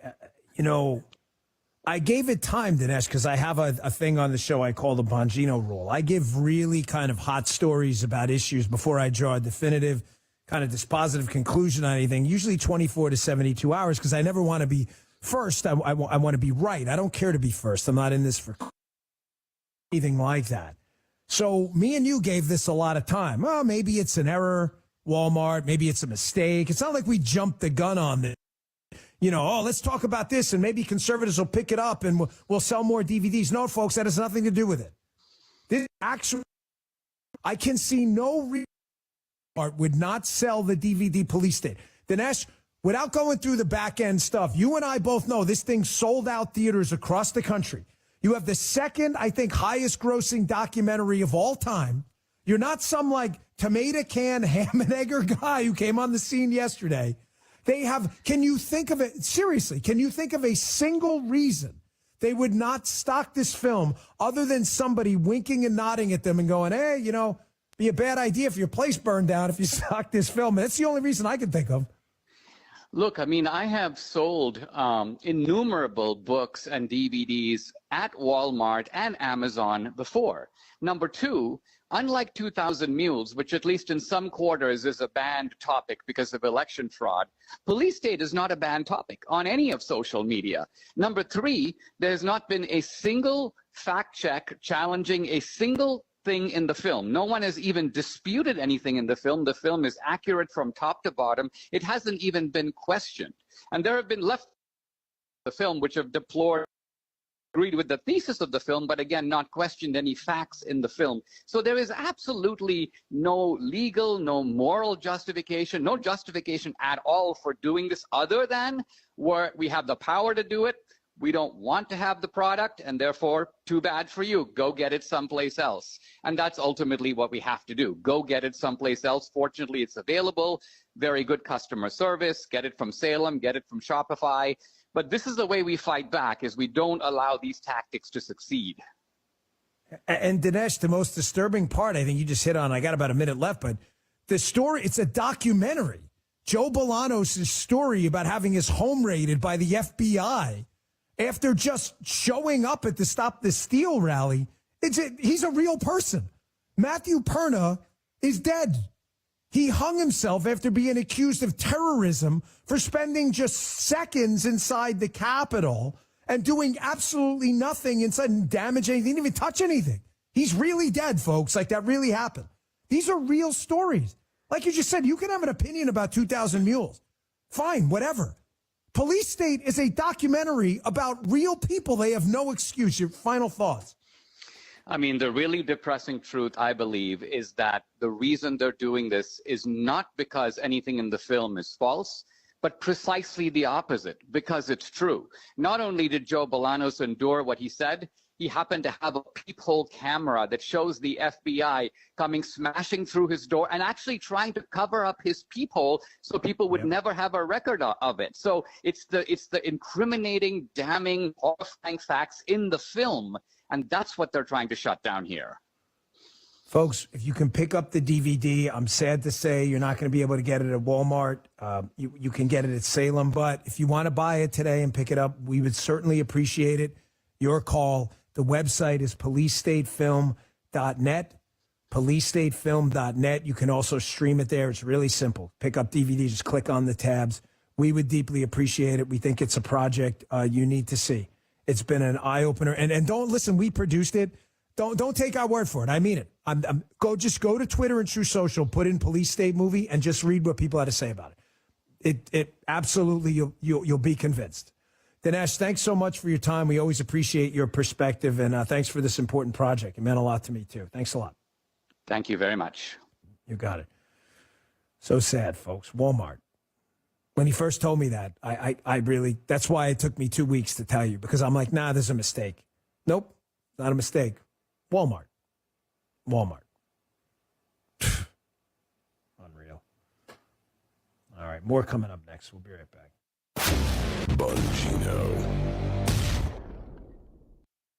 Finding great candidates to hire can be like, well, trying to find a needle in a haystack, but not with ZipRecruiter. Its powerful technology actively finds and invites qualified candidates to apply to your job. So while other companies might deliver a lot of hay, ZipRecruiter finds you the needle in the haystack. See why 4 out of 5 employers who post a job on ZipRecruiter get a quality candidate within the first day. Try ZipRecruiter for free at ZipRecruiter.com/free. That's ZipRecruiter.com/free. Prescriptions require an online consultation with a healthcare provider who will determine if appropriate. Restrictions apply. See website for details and important safety information. Subscription required. Price varies based on product and subscription plan. Hey guys, did you know there's a generic form of Viagra that works just the same, but is 95% cheaper? And you can get it online? Go to hims.com/joy. Through Hims, you'll get a free medical consultation, discreet shipping if prescribed, and the process is 100% online. To start your free online visit, go to hims.com. That's HIMS.com/JOY. Dan Bongino.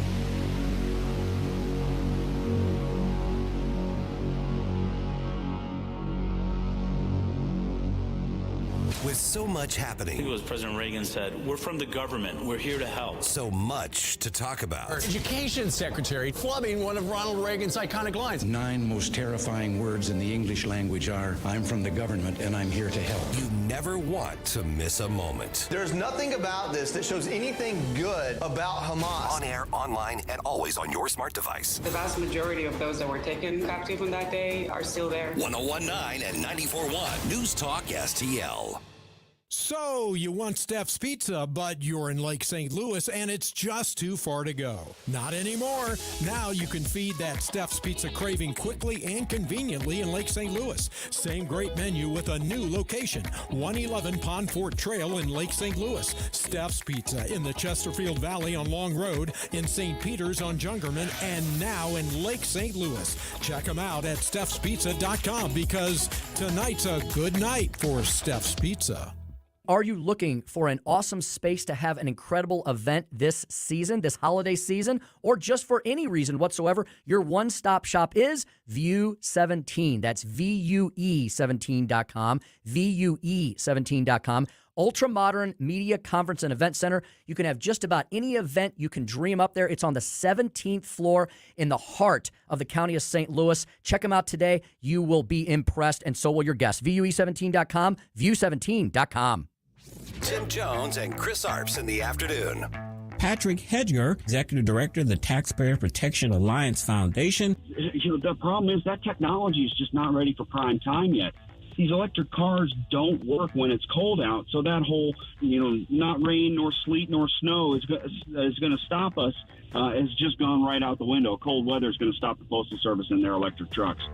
Tim Jones and Chris Arps, weekdays at 4 on News Talk STL. Stand and Fight with Nick Schroer.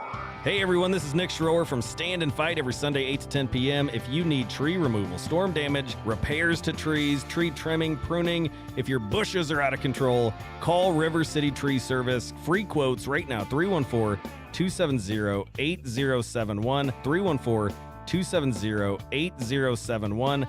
Professional tree services performed by ISA certified arborists. Request your free quote at rivercitytreeservice.com.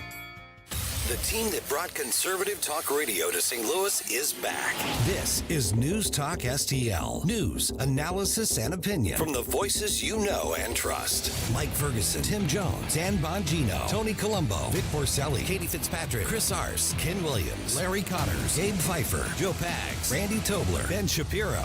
Talk radio made in St. Louis for St. Louis. 101.9 and 94.1 News Talk STL. Welcome home. News, analysis, opinion. News Talk STL. Tumultuous. How will your hard-earned savings fare?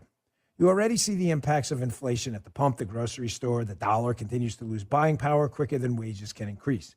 How are you protecting your savings? Consider diversifying with gold from Birch Gold Group. For decades, gold has been the choice of investors and central banks to hedge against inflation. Now you can own it in a tax-sheltered IRA with the help of Birch Gold. Just text Bongino to 989898 and Birch Gold will send you a free info kit on gold. They'll help you convert an existing IRA or 401k into an IRA in gold without paying a penny out of pocket. With an A-plus rating with the Better Business Bureau and thousands of satisfied customers, me included, you can trust Birch Gold too. Text Bongino to 989898 for your free info kit. Text Bongino to 989898 now. Performance may vary. Consult with your tax attorney or financial professional before making an investment decision. Message and data rates apply.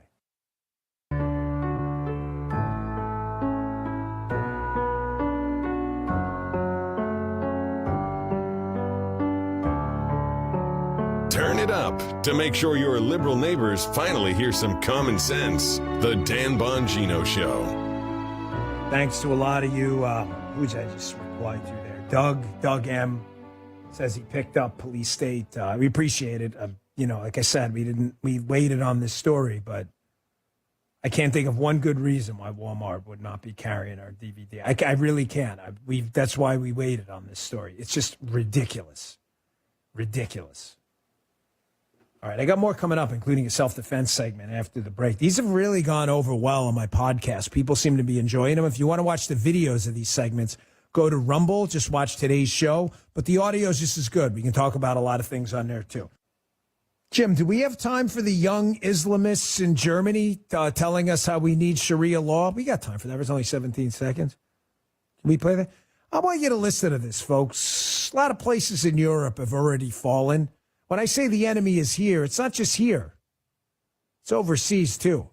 Jim translated this for you. This happened in Germany. Listen to this. I am more against the people that say, I don't want Sharia in Germany. That is nonsense.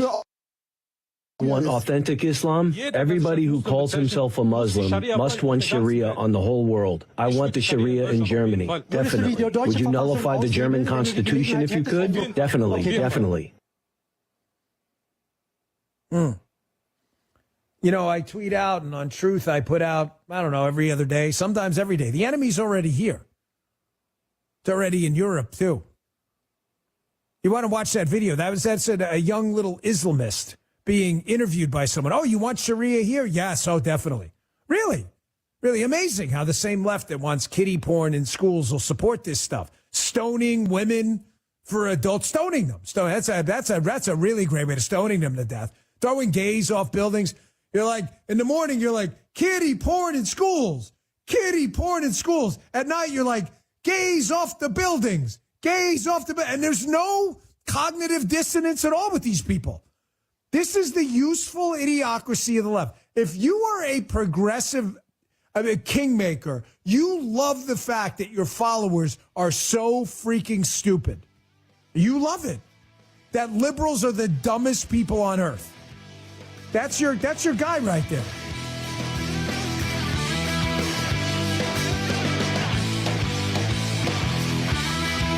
The Dan Bongino Show, portions pre-recorded.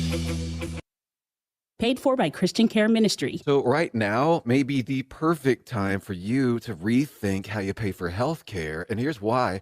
Not only is it open enrollment for a lot of people, it's also a time you can join MediShare and save even more than usual. For many families, switching to MediShare saves about $500 a month, which is a game changer for a lot of people. And what's more, they like it. MediShare has double the member satisfaction rate compared to health insurance. Double. MediShare is a proven thing, too, for over 30 years. It's a Christian community of more than 400,000 members. And here's the thing. If you join before December 30th and you mention the promo code SHARE, you'll get another 10% off all 12 months of savings.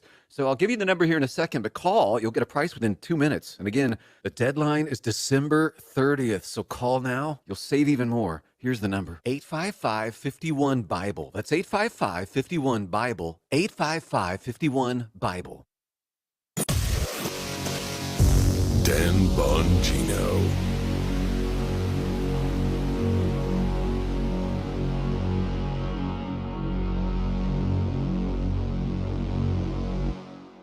Are you paying too much? With SRN News, I'm John Scott. A top U.S. delegation is meeting with Mexico's president in what many see as a bid to get him to do more to stem a surge of migrants reaching the U.S. southwestern border. Mexican President Andrés Manuel López Obrador says he is willing to help, but this time around he wants to see progress in U.S. relations with Cuba and Venezuela and more development aid for that region. So far, there are no forecast for New Year's. That's good news. However, expected from the mid-Atlantic to New England, where it will be especially heavy in some areas. On Wall Street, stocks have moved higher. The Dow up 75 points, and the NASDAQ now is adding 10 points. This is SRN News. In Dinesh D'Souza's new movie, Police State exposes the government's plot to control MAGA conservatives. These are anti-government. We have freedom of religion and freedom of speech. Violent extremists, and they must be dealt with. MAGA Republicans threaten the very foundation of our republic. Mass surveillance, censorship, and armed attacks. There's nowhere to hide. FBI, we have an arrest 15 marked units on my property. Military-styled soldiers pointing an automatic rifle at my head. Are we becoming a police state? It may be the Russia other people grew up in, but not my America. Directed by Dinesh D'Souza, Debbie D'Souza, and Bruce Shuley. Police State sounds the alarm. What we need is a person, and then we go find out what crime you did. How did we give the state this kind of power? Police State. They have their lists. Are you next? If they're coming for me, they're coming for you. Police State. Buy it or stream it now at salemnow.com. salemnow.com. Free speech is alive and well in America. Thanks for taking my call. Right here. My point about the governor there, it is absolutely about power. When I read this, I almost fell out of my chair. News Talk STL. This thing is just absolutely dripping with iron. News, analysis, opinion. Hey, it's Vic Porcelli. We're here with Kathy and Rob Connor from Connor Roofing. Rob, people call you. You take care of them. What would you like to say to some of your customers? Thank you, Vic. We just want to tell all of our customers we appreciate them putting their trust in us. We've had a really busy year, and we want to wish you all a Merry Christmas and a Happy New Year. So you know you can put your trust in the folks at Connor Roofing. We appreciate Rob and Kathy Connor for coming by. Go to ConnorRoofing.com. That's CONNER Roofing.com. Hey guys, Ken Kruger. I've gotten to know these guys really well over the last few years. Yes, St. Louis Bath and Renovation. They're the most trusted name in bathroom remodelers in the St. Louis area. In fact, if you need bathroom repairs, complete bathroom remodeling, or handyman services, call St. Louis Bath and Renovation at 314-477-6476 or email Rob at stlbr.com. That's St. Louis Bath and Renovation. Classic Kicks Country is streaming now. Hear all your new country favorites from the 90s. I should have been a cowboy. Streaming as it happened in the 90s. Classic Kicks. Let's go, girls. Download the Classic Kicks app from the App Store. Online at ClassicKicks.com. I'll go back. Or enable the Classic Kicks skill on Alexa. I love this station. 90s New Country streaming now. Tim Jones and Chris Arps in the afternoon. Wednesday on Tim and Chris, first we talk to Iowa polling expert Karen Fessler, and then Dr. Patton of Comprehensive Chiropractic gives us health tips for the new year. Tim Jones and Chris Arps, weekdays at 4 on News Talk STL. News, analysis, opinion. News Talk STL.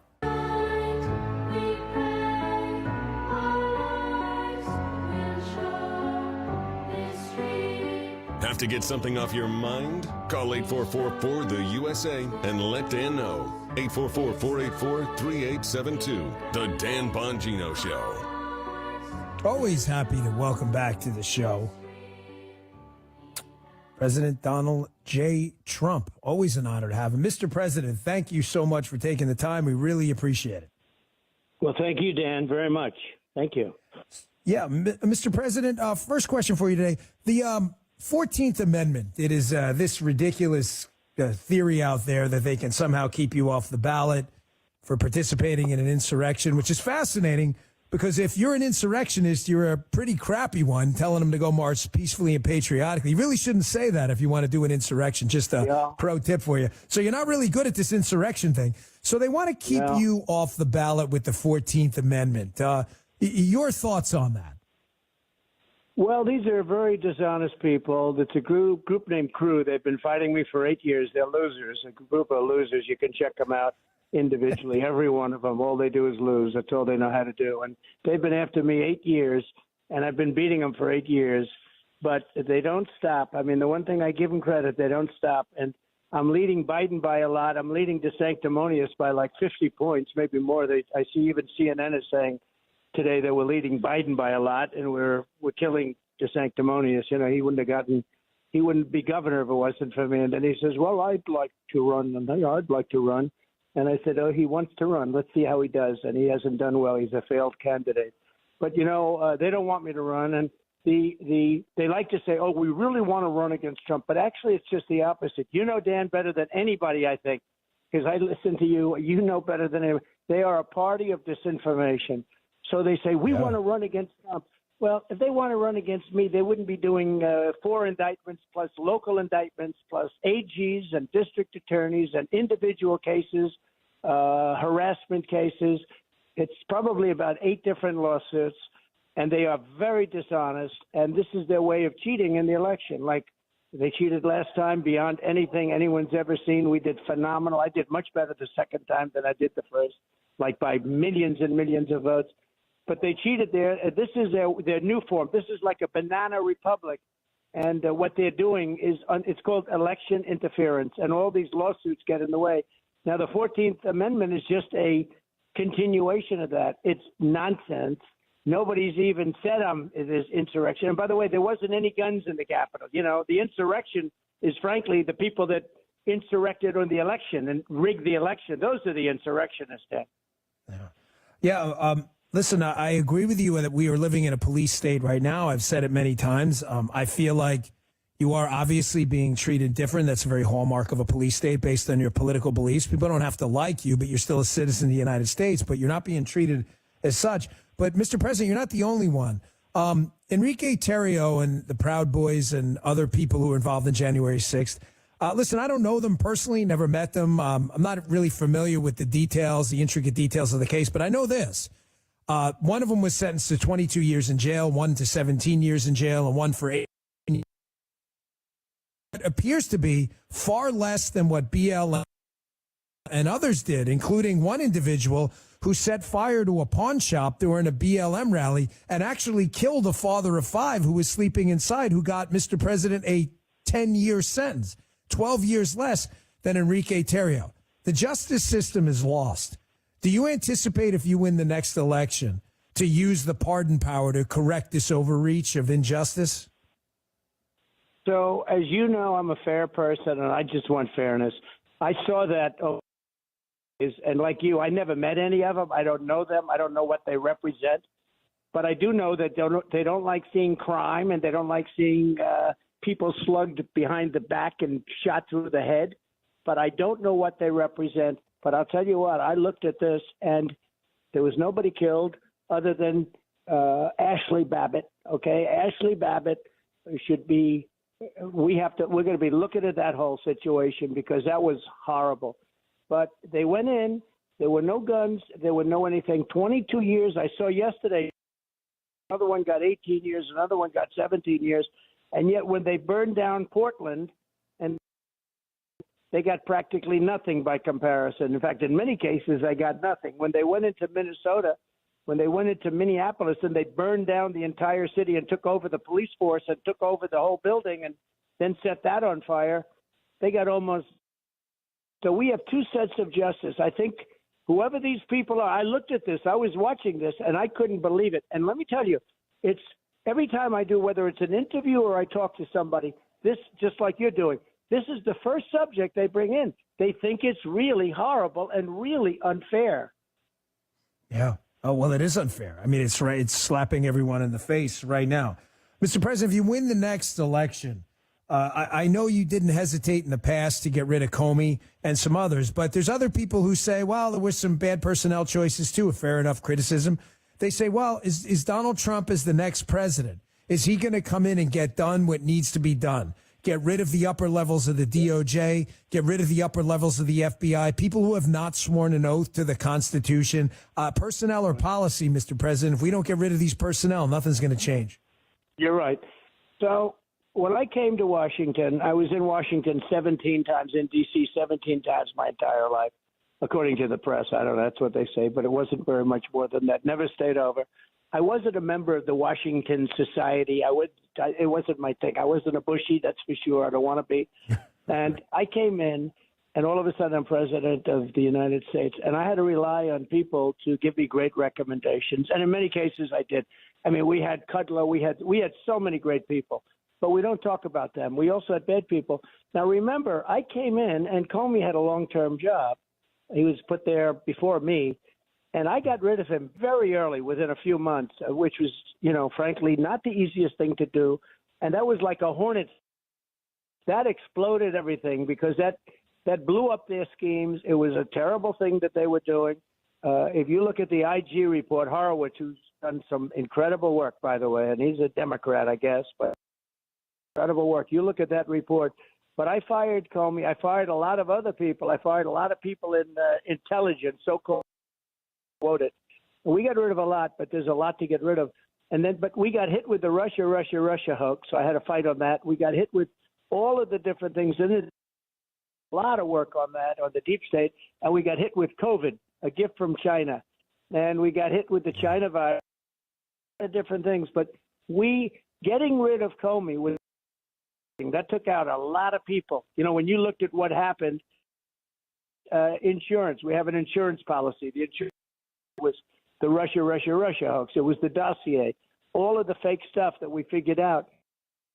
Going along, you know, there's a lot of litigation going along. We had a lousy Attorney General, Bill Barr. He was gutless. He was a bushy, I call him, but he was worse than a bushy. He was afraid of being impeached. And Jeff Sessions was terrible.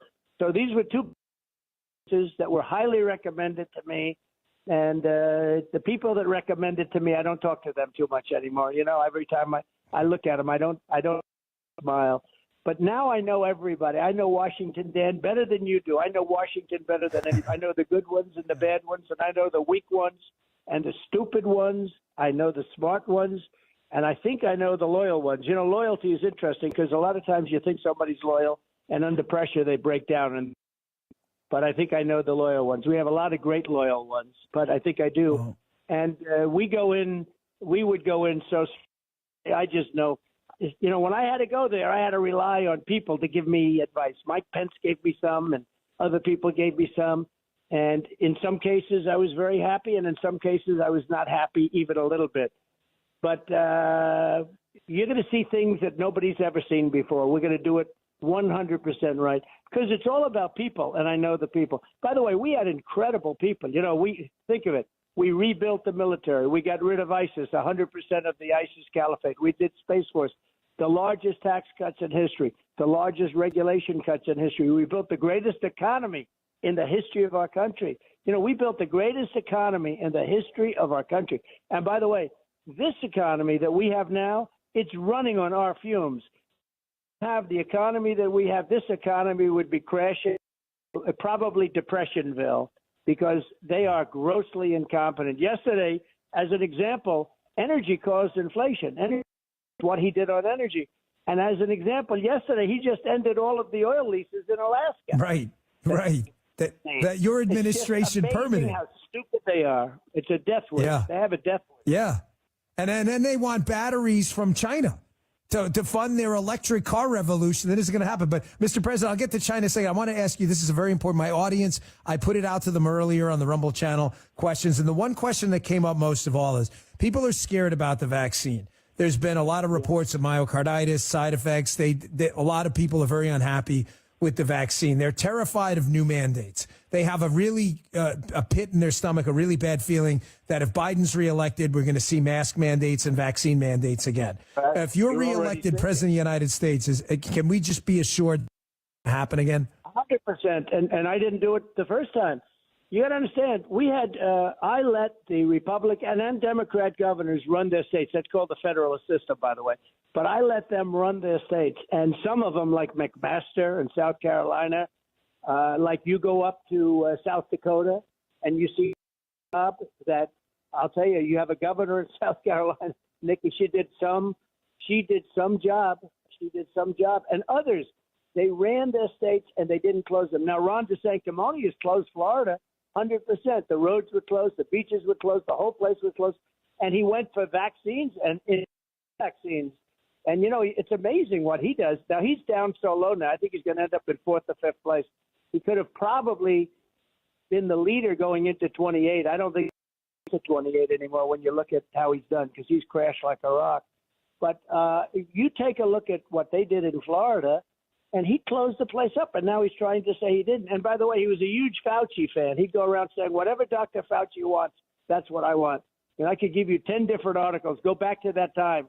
He was a big Fauci guy. I wasn't. Fauci became big in the Bush administration, and it's almost the same thing. In the Biden administration, he became big. He was big with Obama. He was very big with, 45 years. He's been through all of them. He's been for Bush. He's been for everybody. But I didn't. He told me to keep it open, let China come in. I said, bad things are happening in China. And what happened is I closed it to China, saved hundreds of thousands of lives. But I let the Republican governors and the Democrat governors do what they wanted. If they wanted to close it, they could. I didn't agree with it. But if they didn't want to close, if they wanted, and some of the governors absolutely fantastic job. They kept it, they kept it open. That turned out to be the best thing. Now, Ron DeSantis did not keep it open. He closed his beaches. He's closed everything. It was locked down. And now I watch him campaigning, and I hate to dwell on this, but I watch him campaigning, and he acts like he was that really kept it open. So, look. I mean, listen, Mr. President, I live down here. I get it, and I suppose, but they handled some of these states, it was really fantastic. I think we came around. I'm sorry. Go ahead. We came around pretty quick though in Florida, and I think I've already endorsed you and I support you, but Florida came around pretty quick. I think there was a lot of mistakes made early in this, a lot.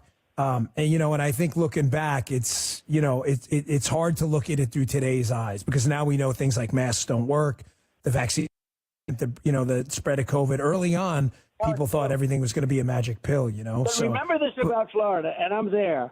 Florida had the third most deaths of any other state, with 3. And that's a horrible scorecard. And that's the scorecard that you have to go by, for 3 on deaths from COVID. So you have to remember, I just took some campaigns falsely, and they falsely campaigned. Again, you go to South Dakota, you go to South Carolina, you go to some of these states, they did a fantastic job. They did a really fantastic job. And the governors were allowed to do. Now, the Democrat governors did in almost every case, I think in every case, not only in crime, but on COVID, they closed their states up and they really hurt the people of those states. Mr. President, but I really want to get in one final question. China. You were very prescient on China. You called the China threat out very early in your first campaign in 2016 when you were running. I have a minute left, like a hard minute. What would you do if you get reelected on the China situation? China used to respect us tremendously. They respected me as the president. They don't respect us anymore. We have a Manchurian candidate. They paid him a lot of money. They know all the money they paid him. He's afraid to do anything.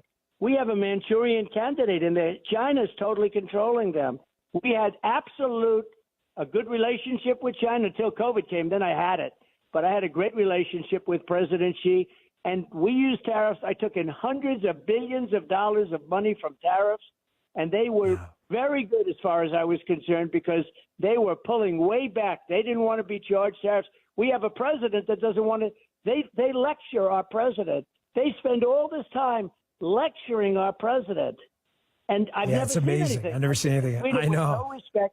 They have no respect for our country or our president anymore. Mr. President, I got to run, but I just want to thank you. When I was in the hospital with the cancer, I was having a rough time. And I just want everyone to know when you talk about loyalty, you mean it. I got one phone call that day, and that was from you. So I just want you to know how much. I think you're terrific. I think the same. You're a good man. I just want you to know when the audience when you talk about loyalty, you mean it. That's not a shtick. But I do got to run. I'm way over. Mr. President, thanks so much for your time. You're welcome back anytime. We appreciate it. Thanks a lot. So long, Dan. Thank you very much. All right, folks, got to run. We'll be right back. Bongino. Betrayal. I didn't see it coming. Life can be so unpredictable. After losing my dad, it made me think about my family if something were to happen to me. The mortgage, car payments, and all the other bills. Even things like our annual summer vacation would be out of reach. I had heard about life insurance through Ethos and how easy it was to get coverage. They were right. I knew it was time to stop putting it off and get life insurance right now. I got on my computer and went to ethoslife.com. In just 10 minutes, I was covered. And boom, family protected. Thanks to Ethos, my family won't have to worry about the bills if the unpredictable happens to me. Ethos, fast and term life insurance. Up to $2 million in coverage with no medical exam. Some policies as low as $1 a day. Answer a few health questions and get your free quote at That's GETETHOS.com. Dan Bongino.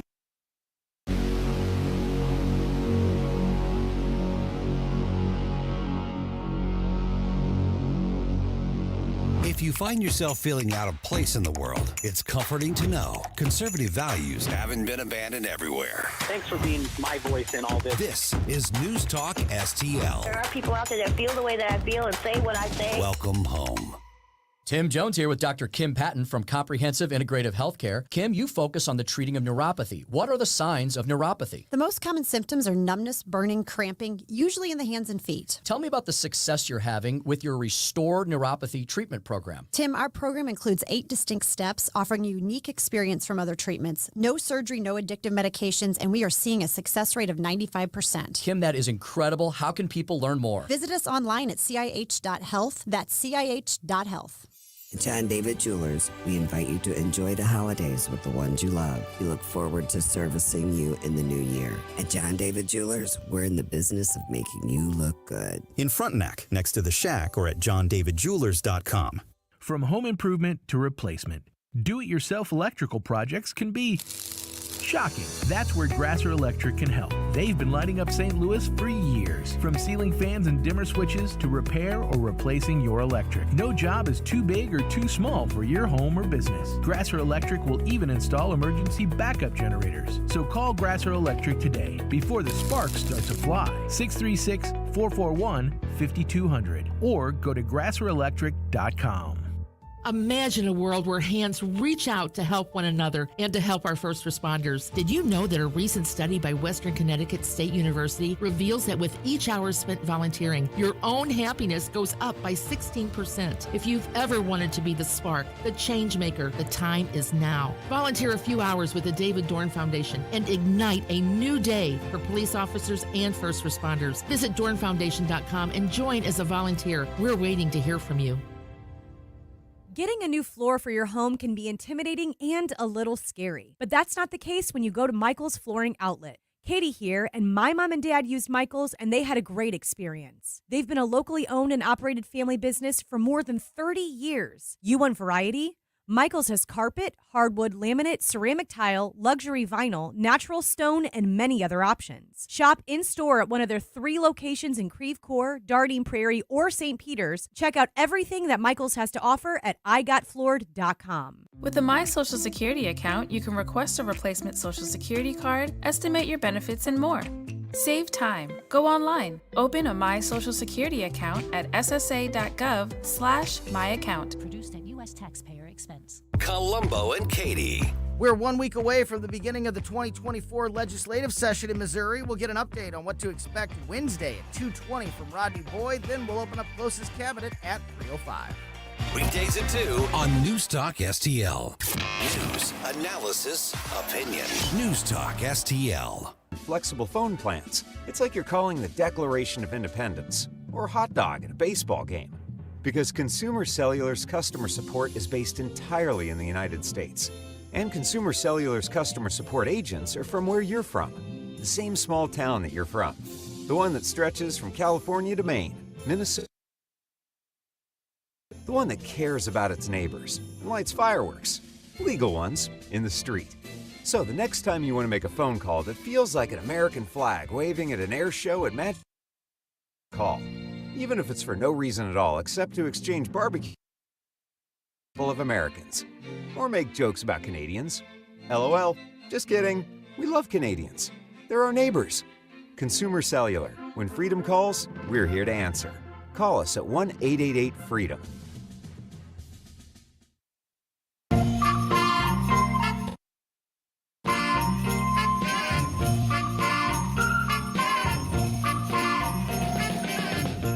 Listening to the Dan Bongino Show. Dan, 24/7 at Bongino.com. Well, I hope you liked the interview. I hope in the future we can do more long form, but he's kind of pressed for time. We got, about 18 minutes out of that. It's a pretty decent interview. I mean, TV, you're lucky to get 6 to 10. President Trump. So we got a good amount of time. And I got to as much as we could get to. The 14th Amendment, pardons, firings, vaccine questions, mandates.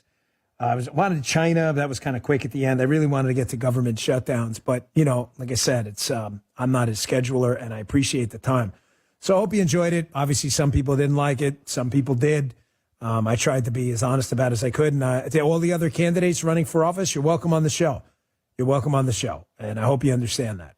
I will give you honest, free, fair, and questions. You have my word on that.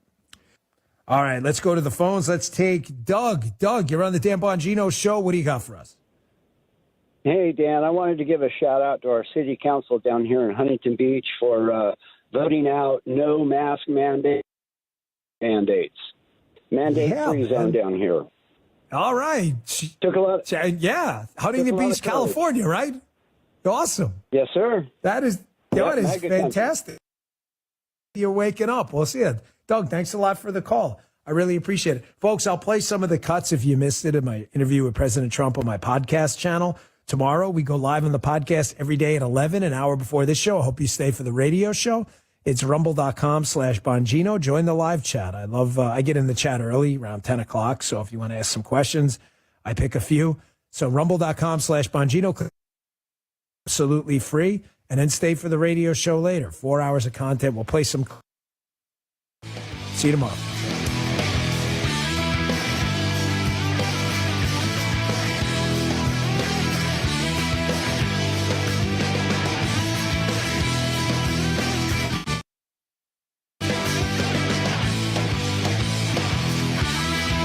The Dan Bongino Show. Is your family prepared for the financial burden of losing a loved one? Are you aware of the cost of a funeral? Benjamin Schaefer with Senior Memorial could help you qualify for lifetime permanent final expense insurance coverage with no medical exam required. Just answer a few health questions, and once accepted, your rates never increase. Do you have diabetes? High blood pressure? Have you had a heart attack? A stroke? No problem. Benjamin Schaefer with Senior Memorial can help protect your legacy. Call or text 314-866-8886.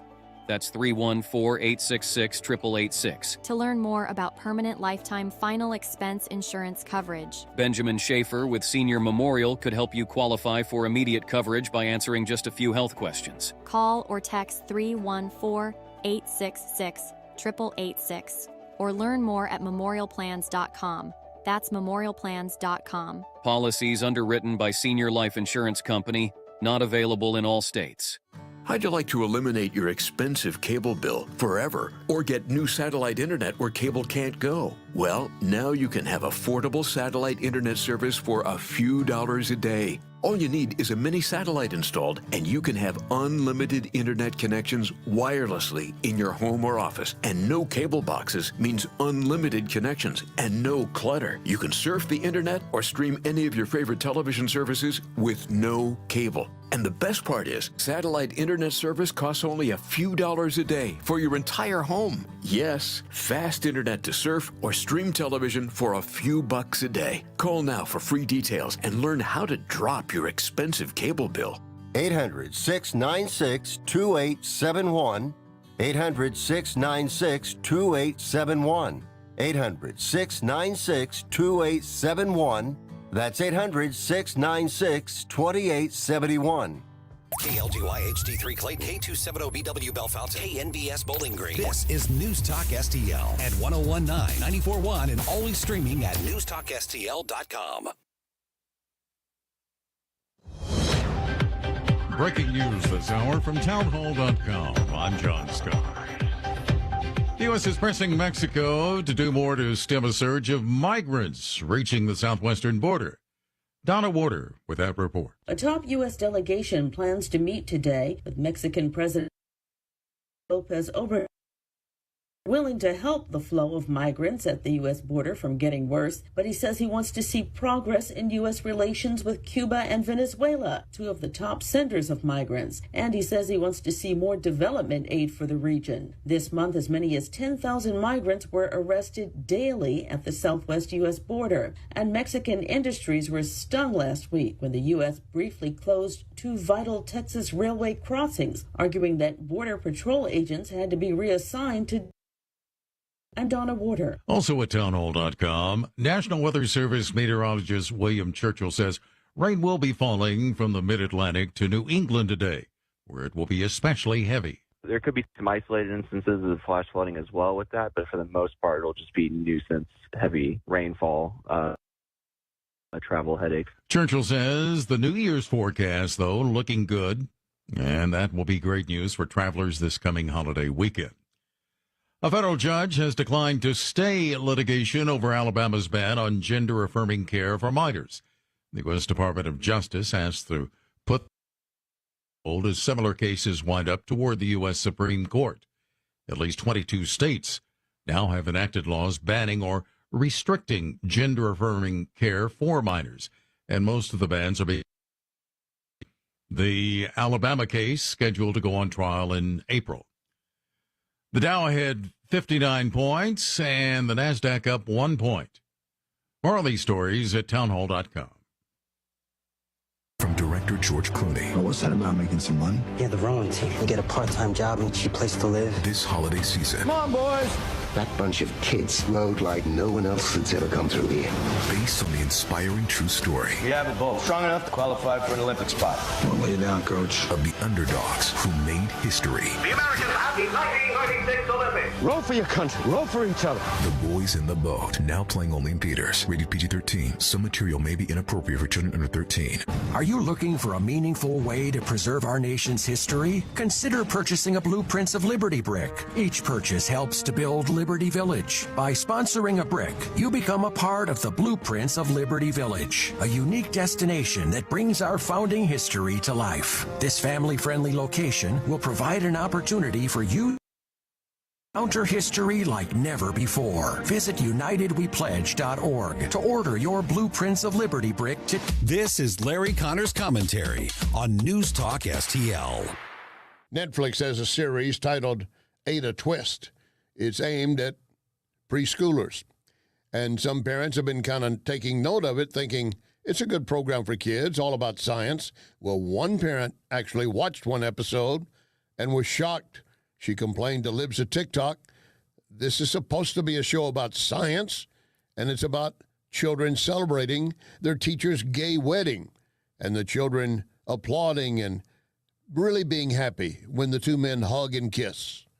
Another wrote, "I'm gay, and this propagandizing of children needs to stop. I bet the writer thinks she's an ally, but she's not helping us. Quite the opposite, in fact. Gay stuff does not need to be in children's media. Stop it." Well, that may happen and may not. See, this is a Netflix program produced by Higher Ground Productions. Higher Ground Productions would give you the idea that it has the best intents and obviously has people who care about the programming, especially for children.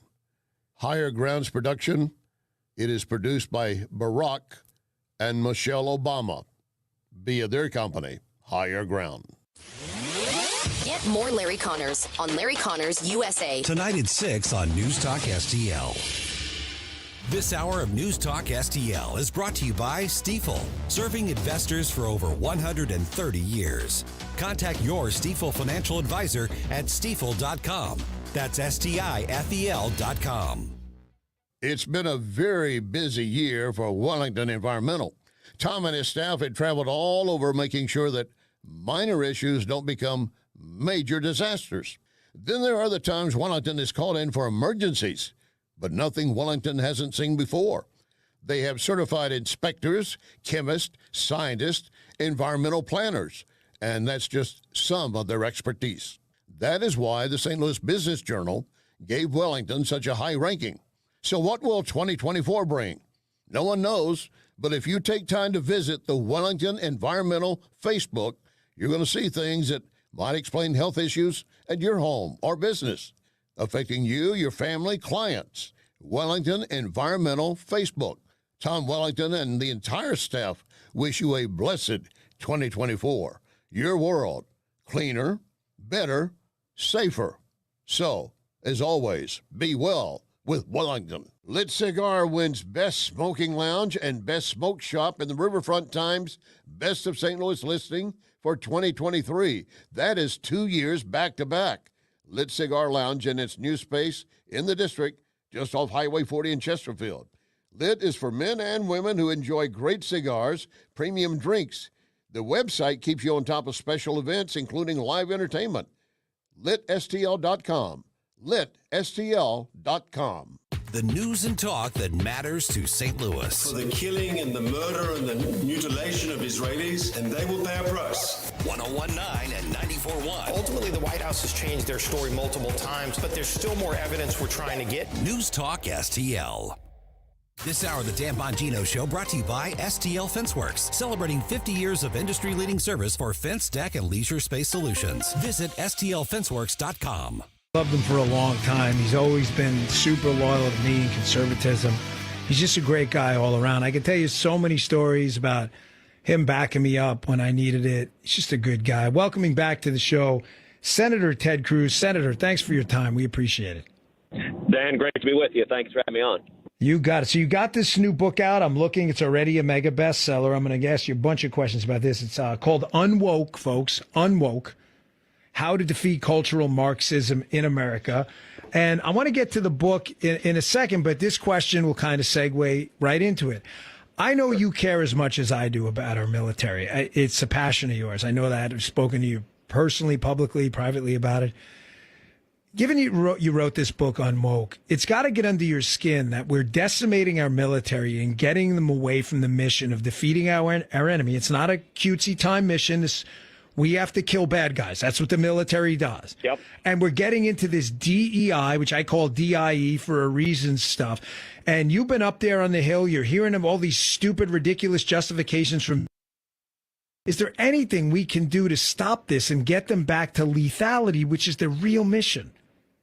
Well, look, you're exactly right. The job of the military is to protect this nation, to keep Americans safe. And unfortunately, under Joe Biden, the military has been more and more their political leadership.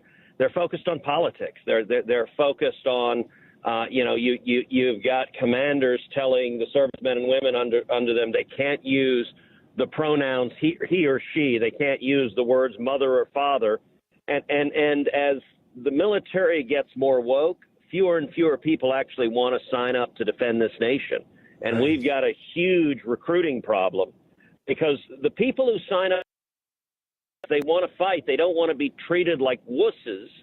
And unfortunately, the political leadership is creating an enormous problem. We're talking to Senator Ted Cruz. He has a new book out, Unwoke.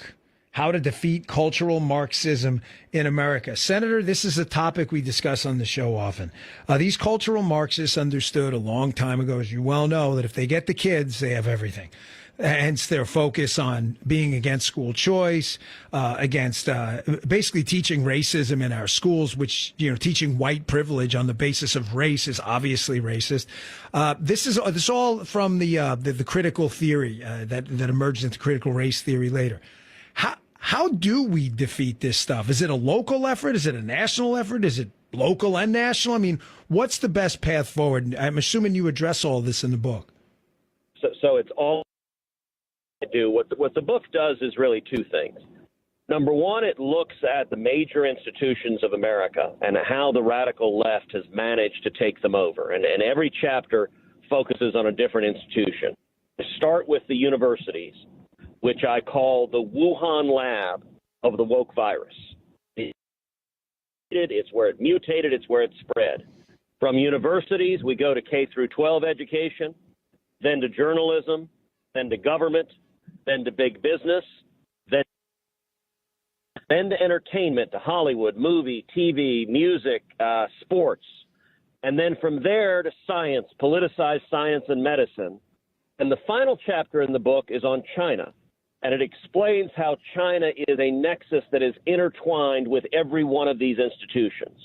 And what this book does is, number one, explains precisely how the cultural Marxist infiltrated these institutions from inside and took them over. But number two, critically, and this is exactly what you asked, it lays out a clear and direct battle plan for how we fight to take those institutions back. Because if we don't take them back, we're going to lose our country.